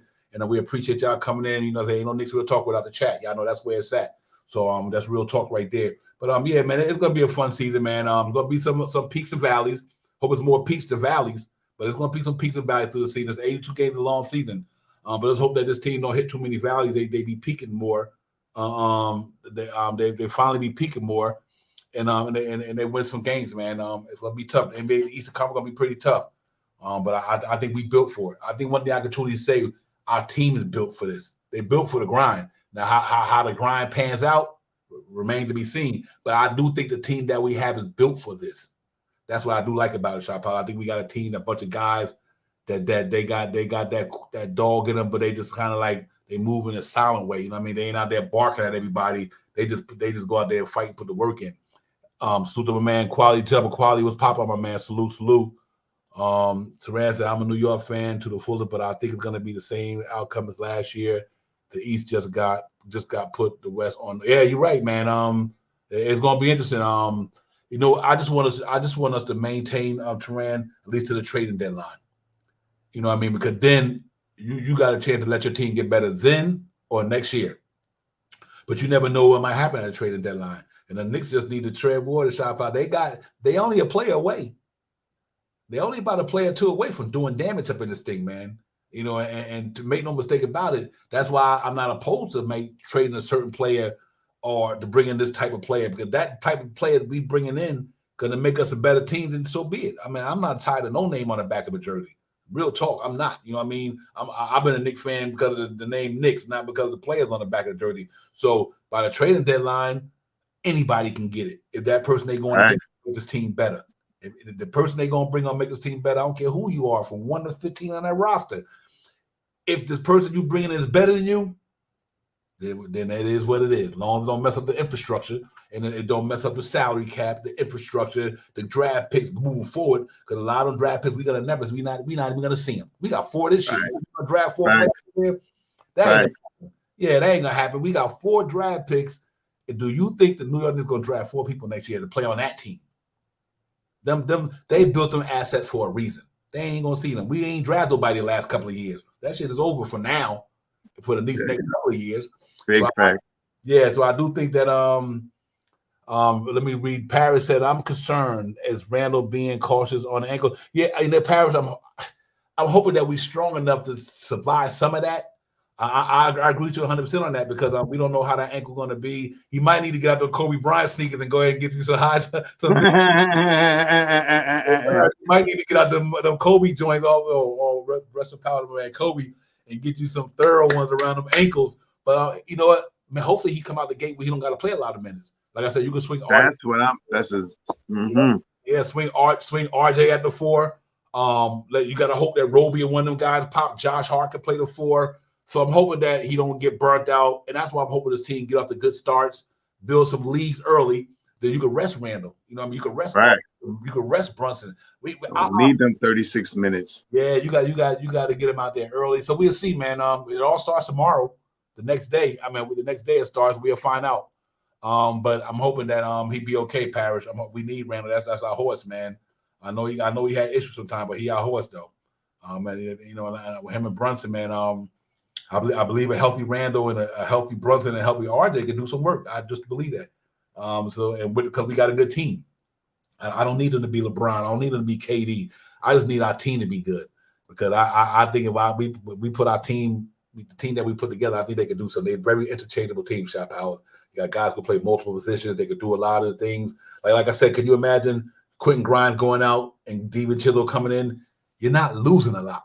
You know what I mean? That's why I like this team. They so like Jalen Brunson go out, quickly come in. You're not losing a lot. I mean, you're losing something, but we got a guy, every guy that's I think coming in like quickly literally can start in the NBA, Shop Howard. You know what I mean? Right. So you got a starting point guard that can start on a lot of teams in the NBA that's actually on the bench behind Jalen Brunson.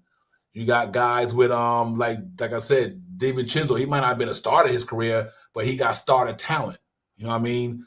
And him to back up Grind and so on and so on. Josh Hart backing up RJ or whoever at the four. So you got guys who got starting talent, and that they backing up for the Knicks.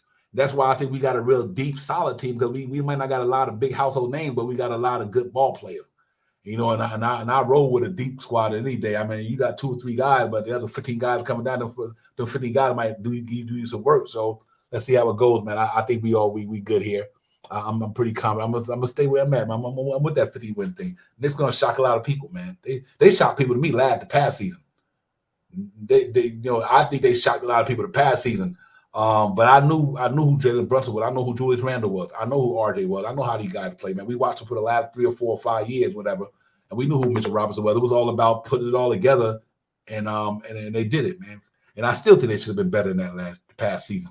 But we'll go how it is, man. Ladies and gentlemen, we're gonna get up out the building. Before Divine, and that rumor that was out there about Mitchell Robinson, trade rumors and all that other stuff, it was no trade rumors. It was just an estimate of what his worth was if they thought about it. And the Knicks put out there 4 first-round picks for Mitchell Robinson. That mean he ain't going nowhere. That's all that mean.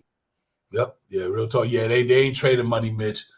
Mitch, you need guys like Mitch. Mitch is rare because the reason why his offense rebound is rare. Because you got guys who you on a team, they shooting bricks that night, and they 3-point shot they falling. Having guys like Mitch give you a second opportunity is so important, man. That's so important to a team. A lot of guys got better centers who could score the ball better than Mitchell Robinson and all that. But what he does for the Knicks is important.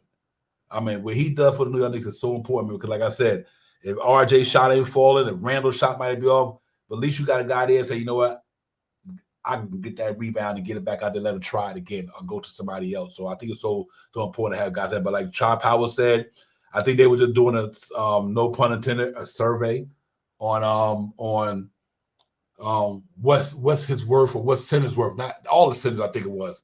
And I think they were saying that this guy Knicks got to be multiple first-round picks, and I agree with him because I think he can do things like that. I just hope that he get it. I hope he get it. And let's see what his trainer said, Marcel Scott. He want to see Tom Thibodeau give him loose on the offense. You know what I mean? And let him get loose on the offense. And then, if we do that, I think they happen. Hey, DeRoz, what's good, my man? Salute to you. DeRoz Gilham, what's popping? Thank you for coming in, my man. Appreciate you. He said if they want to trade Mitch, it's only first rounders, but the Knicks still want to keep him. Yeah, facts. I think he's there, man. That's a Tom Thibodeau dude right there. I think he's gonna be surprised about Mitchell Robinson this year. Hopefully, Jalen Brunson, now that he played with him for more of a year now. And that's one thing I can say about Alpha Payton and all them cats. And they looked for Mitchell Robinson on that lob, though. All of them did. Kevin Knox, all of them. They knew when he was rolling to that rim, they were throwing it up there because they know he was going to get it. So let's see if they can do that, man. Yeah, he do. And he got to stay healthy. Mitch played 59 games last year. That's what Shot Powers. That's why I'm trying to tell everybody, in my opinion, why I think the team is better than people give him credit for.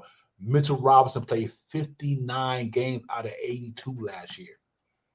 So he missed what, 23? Give me half of that he played. Give me half of that 23 games he didn't play. This probably could have won 3, 4, or 5 more games because of what he can do. What he can do with the ball. So, yeah, like Shaw Powell said, just speculation. And they just were doing a survey to see what Center's worth is. But, man, he's important to the Knicks, man. And we drafted him. And he got his money from the Knicks. And we drafted him. Salute to my man, Mitchell Robinson, the block nest. And his boy, I seen him shooting a free throw with an arc in the gym this year. Oh, man, I was like, he ain't line drive shooting no more. He literally shooting that ball with an arc. Because trainer says his athleticism is going to be on display this year. All Mitchell Robinson got to do one. Mitchell Robinson getting the air shot powers, he got to learn how to land. When you get that ball, look down, bro. Don't worry about throwing a pass up. Make sure nobody's standing under you. You know what I mean? See, that's Mitchell Robinson's Achilles heel. When he get up, he don't pay attention to who's around him. He just come down with a foot spread, and that's why he get a lot of ankle injuries. You know, a lot of his injuries are ankle injuries. Yeah, they not like knees and all that. You know, he get injured because sometimes he just step on somebody's toe, step on somebody's foot, twist the ankle, blah, blah, blah. He just got to kind of, hopefully this year when he coming down, just look what's around your airspace. Make sure your airspace is clear. Then you come on down there. So we'll see how it goes. But I'm excited about my man Mitchell Robinson. Block Ness, we need double material this year, my brother. Word up.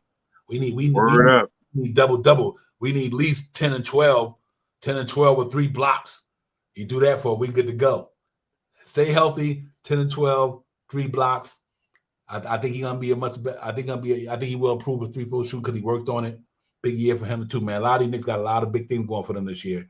Let's hope that they all get it popping and we do it, man. And Chad, I know I got to get out of here, but y'all, so we're gonna go. But Fabian, salute my man, salute to you.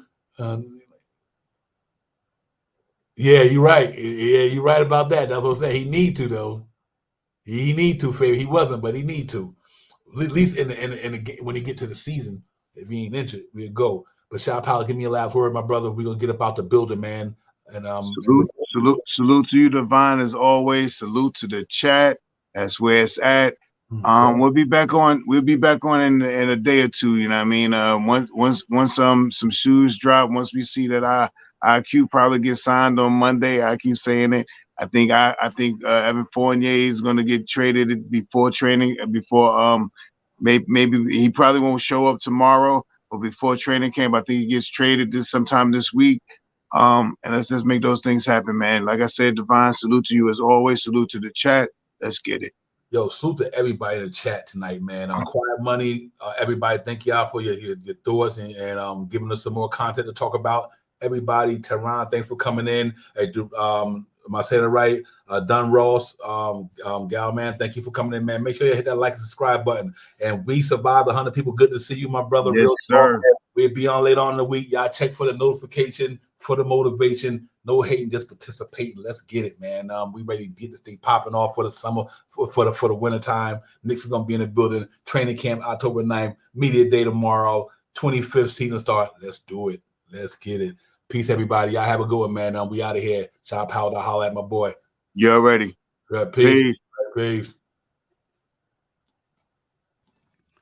Time for Divine Shot, KJ events. This real talks the brand. You understand how we do, my man. I'm on that Friday night Nick shit, dripping in Nick shit. Up in the world, most famous arena with the click. That's the conglomerate. Nick's real talk, the real prominent. I'm a bit like the Omicron variant, dominant. Paying homage to the cat in the chat. That's where it's at. Cause I'm hearing that you don't care for hyperbole, you straight fact. We interact with the mob, the gods. Up in the pod, the squad, with the side. But I just rob you on the job, my energy. Feeling tripping in 10 books. As they cook my game plan, and my brand for loot and pursuit. Going hard like the New York City gritty committee. Cause that the Knicks ain't always pretty, but we all stay giddy. And we embrace the fan base, like the links, Anthony Mace. We create the logo when there's airspace that appear like Squarespace. Staring down on the Chase Bridge, look at that Knicks City drip. There's 50 decks on the court, looking pretty legit. I stay true to the orange and blue. I thought you knew for him a few bars to shine like Star Divine to Mount Mars. Knicks real talk.